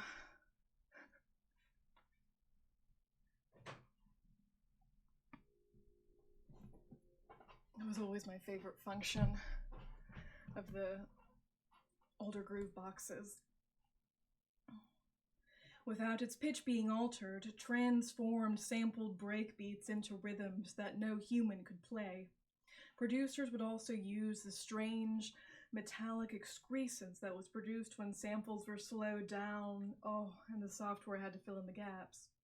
The result was an abstract rush that made chemicals all but redundant, accelerating our metabolisms, heightening our expectations, and reconstructing our nervous systems. It is also worth holding on to the name jungle because it evokes the terrain. The urban jungle, or rather the underside of metropolis that was just in the process of being digitalized. It has sometimes seemed as if the use of the word urban is a polite synonym for black music. Yet it's possible to hear urban not as some disavowal of race, but as an invocation of the powers of cosmopolitan conviviality. At the same time, however, jungle was by no means an unequivocal celebration of the urban. If jungle celebrated anything, it was the lure of the dark. Jungle liberated the suppressed libido and the dystopian impulse, releasing and amplifying the jouissance that comes from anticipating the annihilation of all current certainties. As Codwo Eshon, I'm going to look that up as soon as I get off of this video recording, argued, in jungle there was a libidinization of anxiety itself, a transformation of fight and flight impulses into enjoyment. This was deeply ambivalent. At one level, what we were hearing here was a kind of sonic fictional intensification and extrapolation of a neoliberal world's destruction of solidarity and security. Nostalgia for the familiarity of small-town life was rejected in jungle, but its digital city was devoid of the comfort of strangers. No one could be trusted here. Jungle took many of its cues from the Hobbesian scenarios of 1980s films such as Blade Runner, Terminator, and Predator 2. It's no accident that all three of these films are about hunting. Jungle's world was one in which entities, human as well as non-human, stalked each other for sport as well as for sustenance.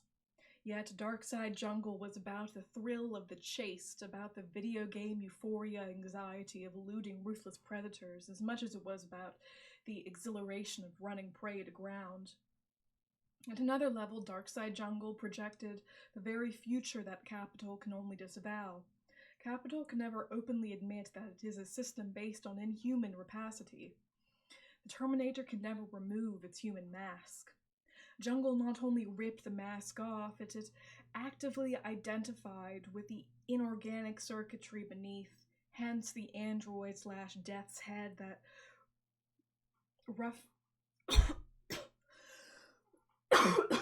Roughage Crew used as their logo. The paradoxical identification with death and the equation of death with the inhuman future was more than a cheap nihilistic gesture. At a certain point, the unrelieved negativity of the dystopian drive trips over into a perversely utopian gesture, and the annihilation becomes the condition of the radically new. I was a postgraduate student in 1994, and I didn't have either the nerve or the money to hang around specialist record shops to pick up all the latest releases. So I would access jungle tracks in much the same fitful way I had followed American comics in the 70s. I would pick them up where and when I could, usually on CD compilations issued long after their dub plate freshness had cooled. For the most part, it was impossible to impose any narrative on jungle's relentless flow. Fittingly, for a sound that was so depersonalized and dehumanized, the names of the acts tended to be cryptic cyberpunk tags, disconnected from any biography or place. Jungle was best enjoyed as an anonymous electro-libidinal current that seemed to pass through producers as a series of affects and effects that were de-linked from authors. It sounded like some studio unlife form, a ferocious, feral, artificial intelligence that had been unwittingly called up in the studio. This is going to make me tear up at some point. So for reference, some years ago, for a while, I was a DJ. That's a long story.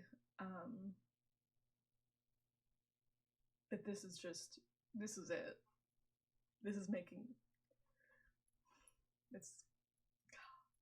it's funny to use the term nostalgic in this context.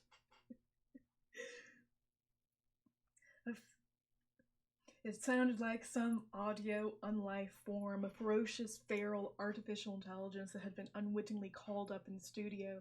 The breakbeats like genetically augmented hounds straining to be free of the leash. Roughage Crew were one of the few jungle acts about which I knew a little. Because of Simon Reynolds' evangelical pieces on jungle and the now long-defunct Melody Maker, I was aware that Roughage Crew was one of the aliases used by Goldie, who, almost uniquely in the anonymity of the jungle scene, was already becoming a recognizable face. If there was to be a face for this faceless music, then Goldie, a mixed-race former graph artist with gold teeth, was a strong candidate. Goldie was formed by hip-hop culture, but irrevocably altered by the rave's collective delirium. His career became a parable for a whole series of impasses. The temptation for any producer emerging from the scenius of the hardcore continuum was always to renounce the essentially collective nature of the conditions of production. It was a temptation that Goldie was unable to resist, but, tellingly, his records declined the very moment he stopped using impersonal collective names for his projects, and started releasing them under the, albeit assumed, name Goldie. His first album, Timeless, smoothed out the anorganic angles of jungle with the use of analog instruments and an alarmingly jazz-funk tastefulness. Goldie became a minor celebrity, took a part in the BBC soap opera's EastEnders, and only in 2008 released the kind of album that Roughage Crew should have put out 15 years before. The lesson was clear. Urban British artists can only be successful if they depart from the scenius, if they leave behind the collective. Yeah. Oops. I never know why my nose always gets so itchy on video. The first records Goldie and his collaborators released under the names Roughage Crew and Metalheads were still high on rave's carny buzz. 1992's Terminator was the most epochal,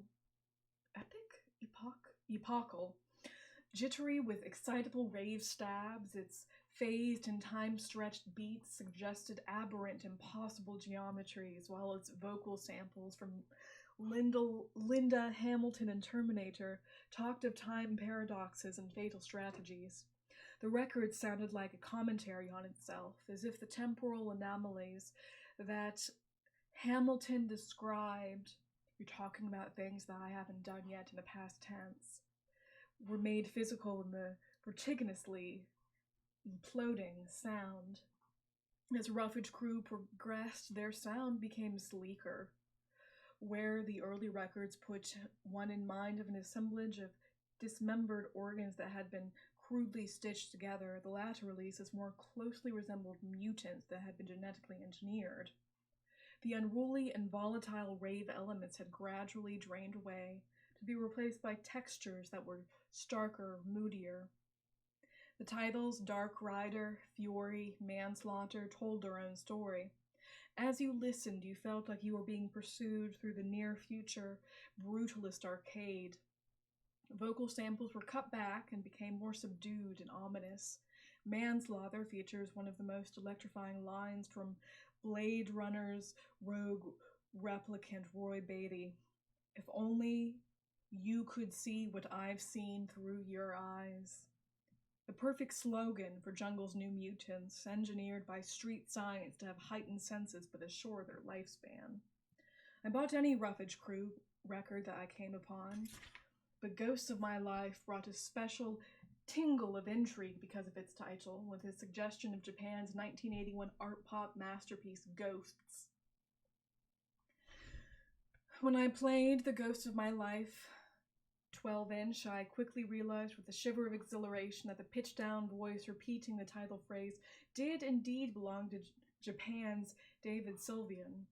But this wasn't the only trace of Ghosts. After some atonal washes and twitchy breakbeats, the track lurched to a suddenly halt, and in a moment that still takes my breath away when I listen to it now. A brief snatch of the spidery, abstract electronics instantly recognizable from the Japan record leapt into the chasm before being immediately consumed by the viscous bass ooze and the synthetic screeches that were the sonic signatures of Darkside Jungle. Time had folded in on itself. One of my earliest pop fixations had returned, vindicated in an unexpected context. Early 80s new romantic synth-pop, reviled and ridiculed in Britain, but revered in the dance music scenes of Detroit, New York, and Chicago, was finally coming home to roost in the UK underground. Convoyation, then at work on his more brilliant than the sun adventures in sonic fiction, would argue that synth-pop played the same founding role for techno, hip-hop, and jungle as Delta blues did for rock, and that it was as if a disavowed part of myself, a ghost from another part of my life, was being recovered, although in a permanently altered form. Go grab a rag super quick.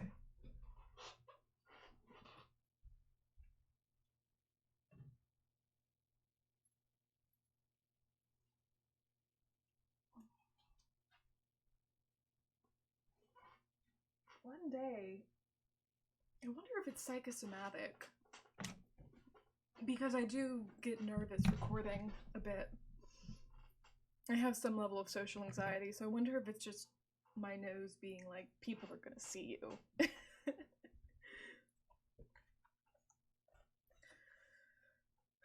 Just when I think I'm winning. In 1982, I taped Ghosts from the radio and chained listened to it, pressing play, rewinding the cassette, repeating. Ghosts is a record which, even now, compels you to keep replaying it.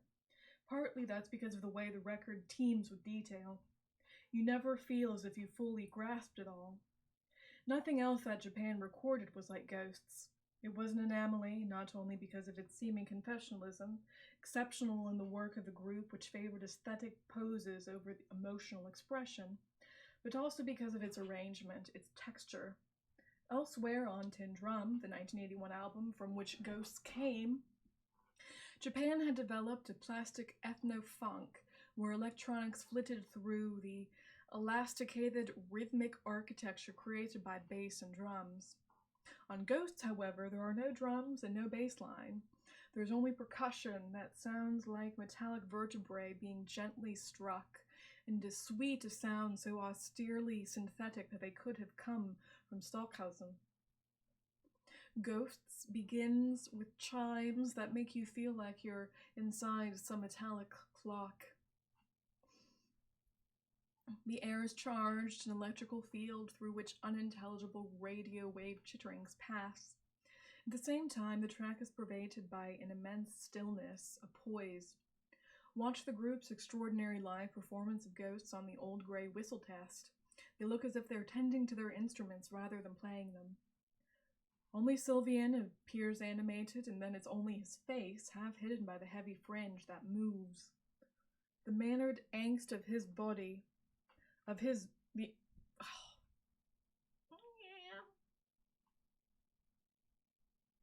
the mannered angst of his vocals sits oddly with the electronic austerity of the music. Its sense of enervated foreboding is broken by the only trace of melodrama in the song. The synth stabs which, simulating the kind of strings you would hear on a movie thriller score, cue in the chorus. Just when I think I'm winning, when I've broken every door, the ghosts of my life blow wilder than the wind.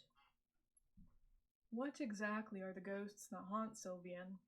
The song derives much of its potency from declining to answer, from its lack of specificity. We can fill in the blanks with our own specters. What's clear is that it isn't external contingencies which ruin his well-being. Something from his past, something he wants to leave behind, keeps returning. He can't leave it behind because he carries it with him. Is he anticipating the destruction of his happiness, or has the destruction already happened?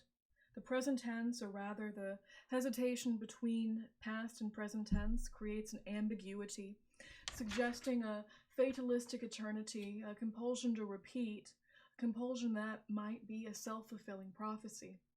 The ghosts return because he fears they will. It's hard not to hear ghosts as a reflection of sorts on Japan's career up to that point. The group was the culmination of a certain English take on art pop that began with Bowie and Roxy music up in the 70s. They came from Beckenham, Catford, Lewisham, the unglamorous conurbation where Kent joined South London, the same suburban hinterland from which David Bowie, Billy Idol, and Susie Sue had come. As with most English art pop, Japan found their environment only a negative inspiration, something to escape from. There was a conscious drive away from everything that childhood represented, Sylvian has remarked. Pop was the portal out of the prosaic. Music was only part of it. Art pop was a finishing school for the working-class autodidacts where, by following up on the clues left behind by earlier pioneers, the allusions secreted in lyrics and track titles or in interview references, you could learn about things that weren't even on the formal curriculum for working-class youth.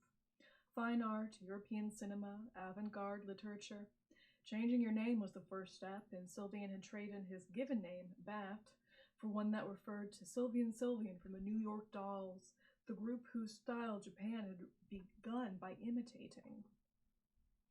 By the time of Ghosts, all of the ersatz American swagger of this Dolls phase is long forgotten, and Sylvian has long since perfected his plastic mass-produced copy of Brian Ferry.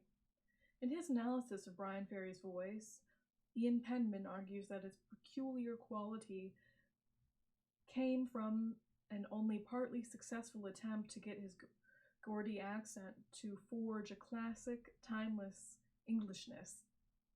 Sylvian's singing voice is the faking of a fake.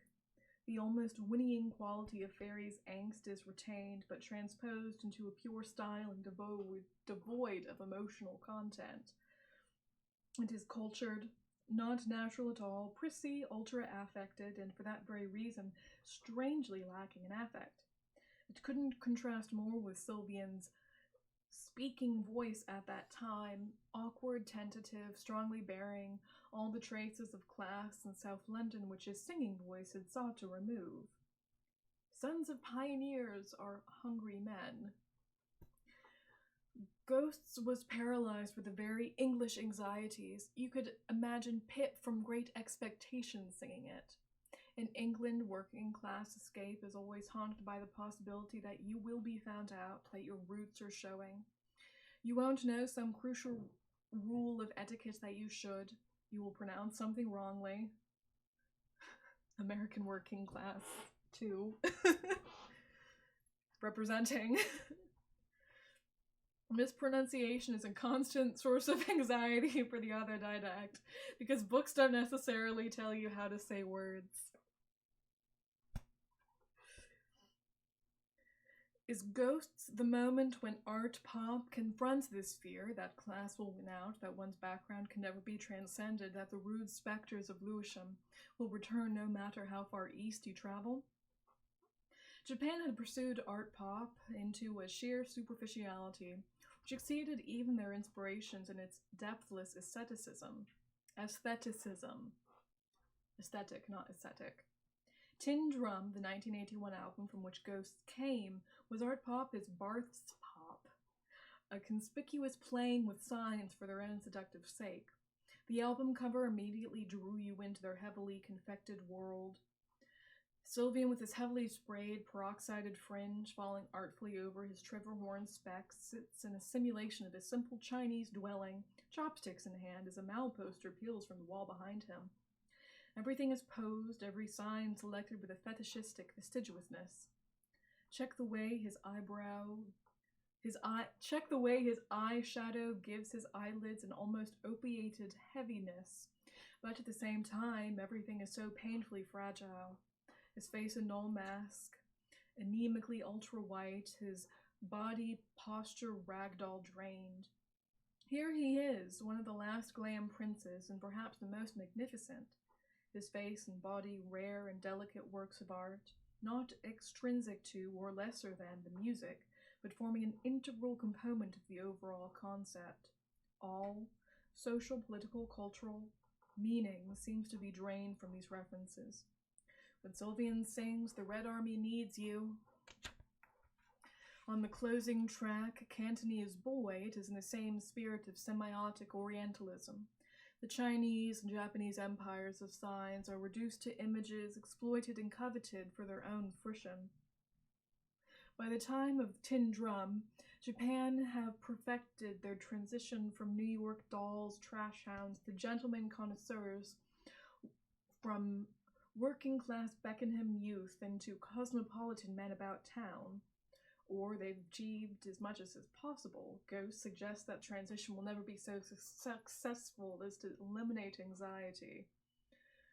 The more you've disguised your background, the more it will hurt when it's exposed. So lean into it. Tin Drum superficiality is a superficiality of the glossy photograph, the group's detachment, that of the photographer. Images are decontextualized and reassembled to form an oriental panorama that is strangely abstract. A Far East surrealist novelist Raymond Roussel may have imagined it. Like Fairy, Sylvian remains subject as well as object. Not only the frozen image, but also he who assembles images. Not in any pathological peeping Tom sense, but in a coolly detached way. The detachment naturally is a performance, concealing anxiety even as it sublimates it.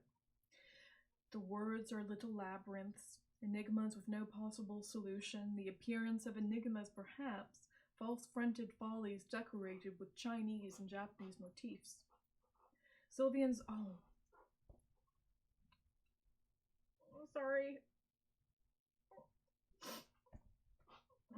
Sylvian's voice belongs to this masquerade.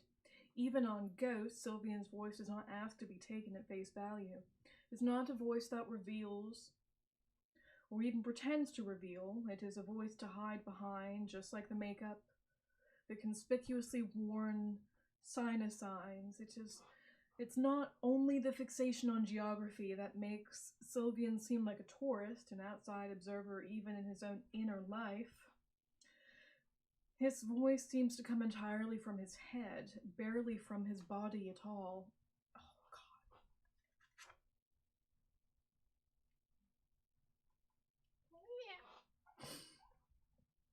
And after this, Japan would fall apart, while Duran Duran were already more than halfway towards taking a lumpen version of Japan's shtick into superstardom. For Sylvian, there was a pursuit of authenticity, which was connotated by two things: the turn away from rhythm and the embracing of real instruments, the wiping away of cosmetics, the quest for meaning, the discovery of the real self. Yet, until 2003's Blemish, Sylvian's solo records seemed as if they were straining towards an emotional authenticity that his voice could never quite deliver, only now they lacked the alibi of aestheticsism. Tin Drum was Japan's final solo album, but it was also one of the last moments in English art pop. One future had quietly died, but others would surface.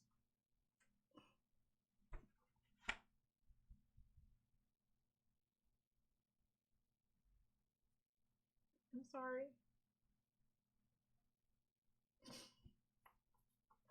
Yeah, authenticity.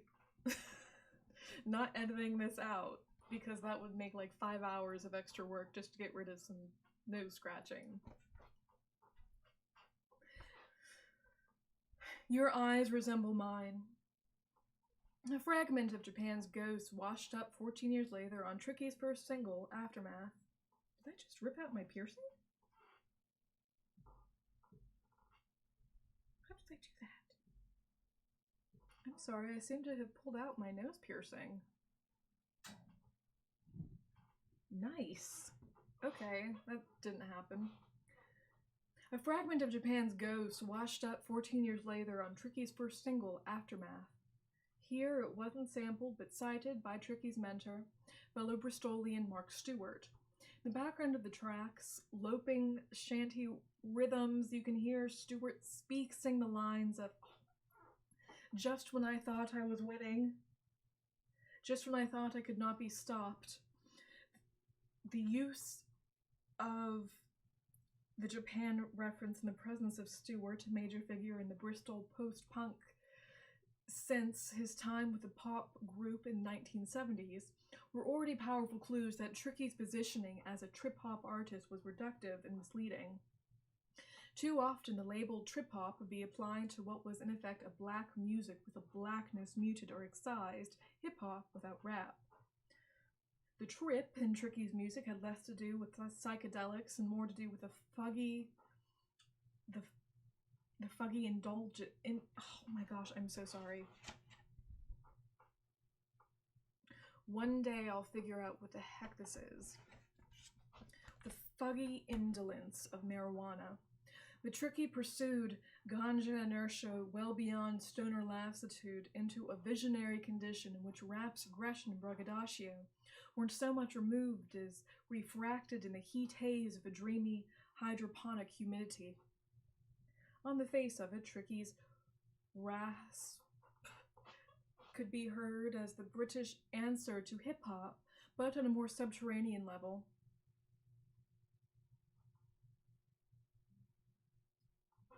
Is it blood?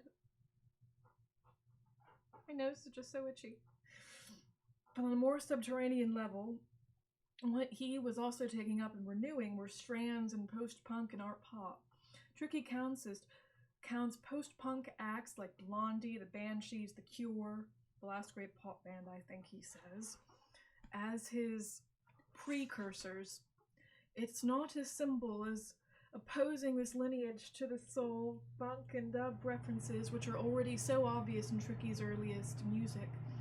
Post-punk and art pop had already drawn substantially upon funk and dub. I grew up in a white ghetto, Tricky said when I interviewed him in 2008. My dad's Jamaican, my grandmother is white. When I was growing up till about 16, everything was normal. When I moved into an ethnic ghetto, I had friends there, and my friends would say, "Why do you hang out with those skinhead guys, the white guys?" My skinhead friends were like, "Why are you hanging out with those black guys?" I couldn't get it. I couldn't understand it. I would always go to both worlds. I could go to a reggae club and then a white club and not even notice it because my family's all different colors, different shades. So at Christmas, you got a white person, black person, African-looking person, Asian-looking person. We didn't notice it. My family are colorblind. But all of a sudden, Things started moving forward, learning bad habits.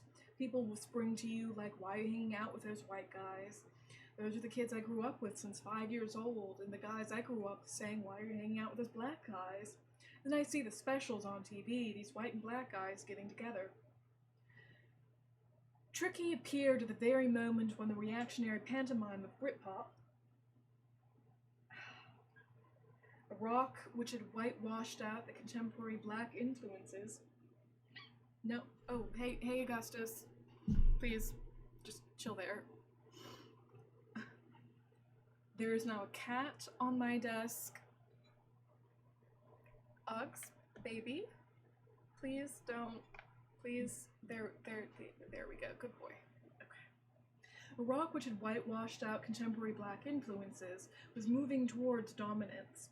The phony face-off between Blur and Oasis, which preoccupied the media, was a distraction from the real fault lines in British music culture at the time.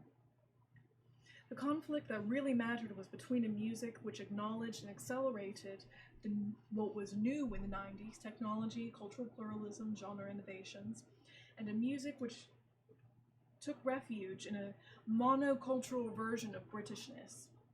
A swaggering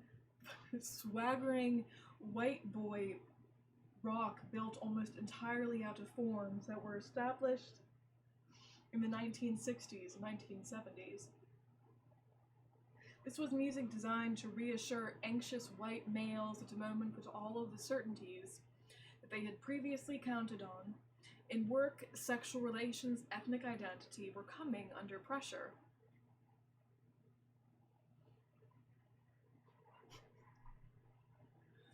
So close. As we know now, Britpop would win the struggle. Tricky would slink away to become the herald of a future for British music that never materialized. Rapprochement of sorts between Tricky and Britpop was, thankfully, missed. Blur's Damon Albarn was supposed to guest on the album Tricky recorded under the name Nearly God, alongside the specials as Terry Hill, amongst others, but the track that the pair recorded together was removed from the album before it was released. When the Max and K was released in 1995, Tricky was immediately anointed as the voice of a mute, depoliticized generation. The wounded prophet who absorbed and transmitted a decade's psychic pollution. The extent of this adulation can be gauged by the origin of the name Nearly God. A German journalist had asked him what it's like to be God. Well, nearly God. Instead of taking up his assigned role as the imp of the perverse and 90s mainstream pop, though, Tricky sided off into the sidelines, a half-forgotten figure. So much so that when he appeared as a guest at Beyoncé's 2011 Glastonbury performance, it provoked a gasp of shock, as if for a moment we'd stumbled into some alternative reality where Tricky was where he deserved to be, a glamorous gargoyle on the edifice of 21st century pop. All too symbolically, however, Tricky's microphone didn't seem to be switched on. He could barely be heard. On Max and K, Ian Penman wrote in his landmark March 1995 essay for The Wire magazine, Tricky sounds like ghosts from another solar system.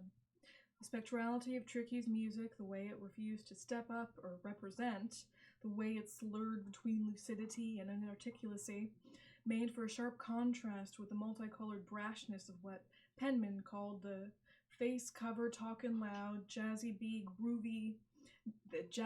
nexus of groovy one world vibery. What's so significant about the version of multiculturalism that Tricky and Goldie proffered was its refusal. Cat. Hey, kitty. Was its refusal of earnestness and worthiness. Theirs was not a music that petitioned for inclusion in any kind of ordinariness. Instead, it reveled in its otherworldliness, its science-fictional glamour. Like art pop's first pioneer, Bowie, it was about identification with the alien, where the alien stood in for the technologically new and the cognitively strange, and ultimately for forms of social relations that were yet as only faintly imaginable. Bowie was by no means the first to make this identification. Loving the alien was a gesture that self-mythologizing black magi could Broadway was shown the sonic fictional canon of Lee Perry, George Clinton, and Sun Ra had made long before Bowie first did it. Identifying with the alien, not so much as speaking for the alien as letting the alien speak through you, was what gave 20th century popular music much of its political charge.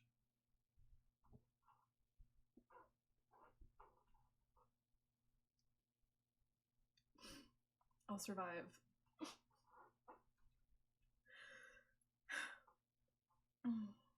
Identification with the alien meant the possibility of an escape from identity into other subjectivities, other worlds. There was also identification with the android. Aftermath includes a sample of dialogue from Blade Runner. I'll tell you about my mother, the anti-Oedipal taunt that the replicant Leon throws at his interrogator-tormentor before killing him.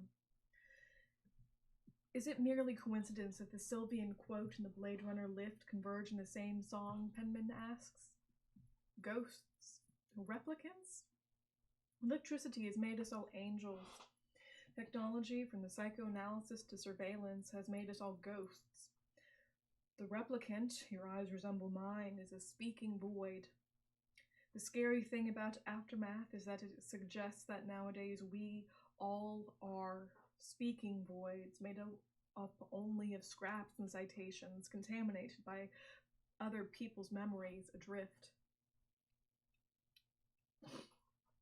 When I met Tricky in 2008, he referred unbidden to the line from Aftermath that Penman picks up on here. My first lyric ever on a song was "Your eyes resemble mine, you'll see as no others can." I never had any kids then, so what am I talking about? Who am I talking about? My daughter, Maisie, wasn't born. My mother used to write poetry, but in her time she couldn't have done anything with that. There wasn't any opportunity. It's almost like she killed herself to give me the opportunity, my lyrics. I can never understand why I write as a female. I think I've got my mum's talent, I'm her vehicle. So I need a woman to sing that. Says Tricky. Ontology then, telepathy, the persistence of the no longer. You don't have to believe in the supernatural to recognize that the family is a haunted structure, an overlook hotel that full of presentiments and uncanny repetitions, something that speaks ahead of us instead of us. From the start, like all of us, Tricky was haunted. The crepitational texture of 21st century hauntology was already being auditioned on Tricky's earliest recordings. When I first heard Burial a decade later, I would immediately reach for Tricky's first album, Max and K, as a point of comparison. It wasn't only the use of vinyl crackle, so much a signature on both Max and K and Burial, that suggested the affinity. It was also the prevailing mood. The way suffocating sadness and mumbling melancholy bled into a lovelorn eroticism and dream speech. Both records feel like an emotional states transformed into landscapes, but where Burial's music conjures urban scenes under Blade Runner-esque perma-drizzle, Max and K feels as if it's taking place in a desert as delirial and Dali-esque as the initiatory space that which the characters pass through in Nick Rogue's Walkabout. The land is scorched, cracked, and barren, but there are occasional bursts of verdant lushness on the queasily erotic verdant lushness, in parenthetical here. On the queasily erotic Abaddon Fat tracks, for example, we could have strayed into the ruined pastoral talk of Talk, Spirit of Eden. Your eyes resemble mine. From the very beginning, speaking in his dead mother's voice, a semi-benign Norman Bates, Tricky was conscious of his dispossession by female specters.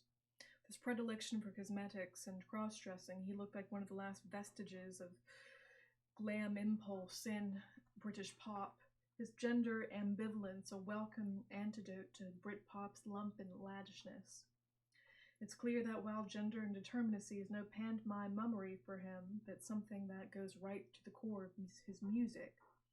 Saying that Tricky writes from a female point of view fails to capture the uncanniness of what he does, since he also induces women to sing from what seems to be a male perspective. I like putting women in the male role, to have the woman play the strength and the man be the weak. I was brought up, one of my uncles was in jail for 30 years and the other for 15 years. I didn't see my dad. I was brought up by my grandmother and my auntie, so I've seen my grandmother fight in the street. I've seen my auntie and my grandmother have fist fights. I've seen my grandmother grab my auntie's arm and close it in the door and break her arm fighting over meat. So I see women as tough. They feed me, they clothe me, and my grandmother taught me to steal. And my auntie taught me to fight, and she sent me boxing when I was 15. If men go to war, you stand in one field. I stand in another. We shoot each other. But what's the hardest is when you are at home and you gotta listen to kids cry and you gotta feed them. That's tough. I've seen no men around. I've seen my uncle go to jail for 7 years, then 10 years, then my other uncle. My dad never rang. Women keep it together, keep food on the table, defend us, defend the children. Like if anyone fucked with us, they would have been down the school. I've never seen men do that for me. I've never seen men there for me like that. All I know is women, says Tricky. Gender doesn't dissolve here into some bland unisex mush. Instead, it resolves into an unstable space in which subjectivity is continually sliding from male to female voice. It is an art of splitting, which is also an art of doubling. Though the women who sing for/as him, Tricky becomes less than one, a split subject that can never be restored to wholeness. Yet their voicing of his incompleteness also make him more than one, a double in a search of a lost other half that he will never recover. Either way, what Tricky unsettles both as a vocalist and as a writer/producer who coaxes singing from another, is the idea that the voice as a rock-solid guarantor of presence and identity. His own weakened, recessed voice, all those croaks, mumbles, and murmurs, has always suggested a presence that was barely there. Something supplementary rather than centered. But the main, usually female, voice on his songs also sounds absented and abstracted. What the voices of his female singers, flat, drained, destitute of ordinary effective cadences, most resemble is the sound of a medium, a voice being spoken by something else. So this is the aftermath. It is not that Tricky possesses female singers, more that he induces them into sharing his trance states. The words that come to him from a lost female source are returned to a female mouth. I'm already on the other side, as Martina Topley Bird sang I Be the Prophet from the Nearly God LP. Tricky's upbringing was particularly gothic. My grandmother used to keep me at home because my step-grandfather used to be out working and she used to watch all these black and white horror movies, vampire movies. It was like growing up in a movie. She used to sit me down in the middle of the floor because she lost my mom or daughter. She'd be playing Billie Holiday, smoking a cigarette, and would say things like, "You look like your mum," while watching me. I was always my mom's ghost. I grew up in a dreamlike state. One time I've seen a suicide off an NCP car park and the police took me down to see what I saw. And the next day in the Evening Post there was my name in there. I woke up and it was on the fridge. My grandmother had put it on the fridge like I was famous. This is tricky. The one who is possessed is also dispossessed of their own identity and voice. I'm sorry. Augustus just made a ball of himself in a couple sweaters I have on my work table. I love him so much. I love my baby boy. The one who is possessed is also dispossessed of their own identity and voice. This kind of dispossession is, of course, a precondition for the most potent writing and performance. Writers have to tune into other voices. Performers must be capable of being taken over by outside forces. And Tricky can be a great live performer because of his capacity to work himself up into a state of head-shaking, shamanic self-erasure. Like the occult, religion provides a symbolic repertoire which deals with the idea of an alien presence using the tongue, of the dead having influence on the living, and Tricky's language has always been saturated with biblical imagery. Maxim K's purgatorial landscape was littered with religious signs, while pre-millennium tension exhibited what seemed to be a religious mania. I saw a Christian in Christian Sands, a devil in Helsinki. Here come the Nazarene, look good in a magazine. Mary Magdalene, that'll be my first sin.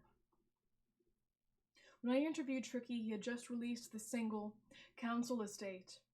Here, class specters spoke, but not for the first time in Tricky's work. Class rage could be detected smoldering in many of his tracks from the beginning. Master your language, and until then I'll create my own, he warned on 1996 Christian Sands. Casting himself as the proletarian Caliban, plotting revenge on his alleged betters. He is acutely aware of the way in which class determines destiny. Breaking into a house or a car equals locksmith's insurance. It's all making money off me. The longer I'm in prison, you're making more money. Modern-day slavery, instead of slaves, they turn them into criminals, says Tricky. Tricky called the album from which Council Estate came Knoll West, after the area of Bristol in which he grew up. When I was at school, there was one certain teacher who said, when you go for a job, as soon as you put your postcode down and they know you're from Knoll West, you ain't going to get the job. So lie. If you're going to fill in your application forms, lie. Council Estate conceived of a resentment as a motivating force and success as revenge. It wasn't about leaving your past behind, as Sylvian wanted to. It was about succeeding so that your class origins can be forced back down the throat of those who said you couldn't succeed. Like so many working-class pop stars before him, including Sylvian, success provided vindication for Tricky and gave him access to a world which both attracted and appalled him. 1996 Tricky Kid was his take on the theme of class dislocation that has occupied British pop since at least as far back as the Kinks. It was the best song about a working-class male projected out of their milieu into the pleasure gardens of the hyper-successful since the Associates' Club Country. The Associates' Club Country. Parenthetical, a drive from nowhere leaves you in the cold. Every breath you breathe belongs to someone there. With its febrile, Jacob's Ladder-like vision of leering hedonism, coke in your nose, everyone's to be naked and famous, Tricky Kid anticipated the way in which, in the first decade of the 21st century, working-class ambitions would be bought off by the fool's gold of celebrity culture and reality TV. Now they call me superstar, it demonically proclaimed, a line echoed in the refrain of Council Estate. Why is superstar such an important word for him? Because it's such a stupid word in a way. What used to happen is that you make an album, and if your album's successful, fame is almost part of the game. When I was starting off, I just wanted to make a good album, he says. I wanted to make something that no one has ever heard before. I wasn't interested in anything else. Woof. One last nose scratch for the road. And that, everyone, was Section 0, or 00, Lost Futures of Mark Fisher's Ghosts of My Life. Thank you so much for hanging out with me this evening. I apologize for the varied nose-related interruptions. For some reason, it only ever happens when I'm streaming. I wonder if it's because I'm just not moving around. But stay tuned. Probably this coming weekend, I will do the next follow-up section, the next 40 or so pages for the 22nd reading discussion group.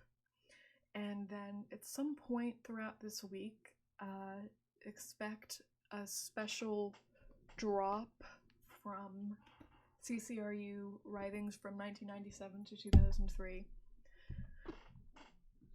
Yay! Exciting. Anyway, what's my sign-off gonna be tonight?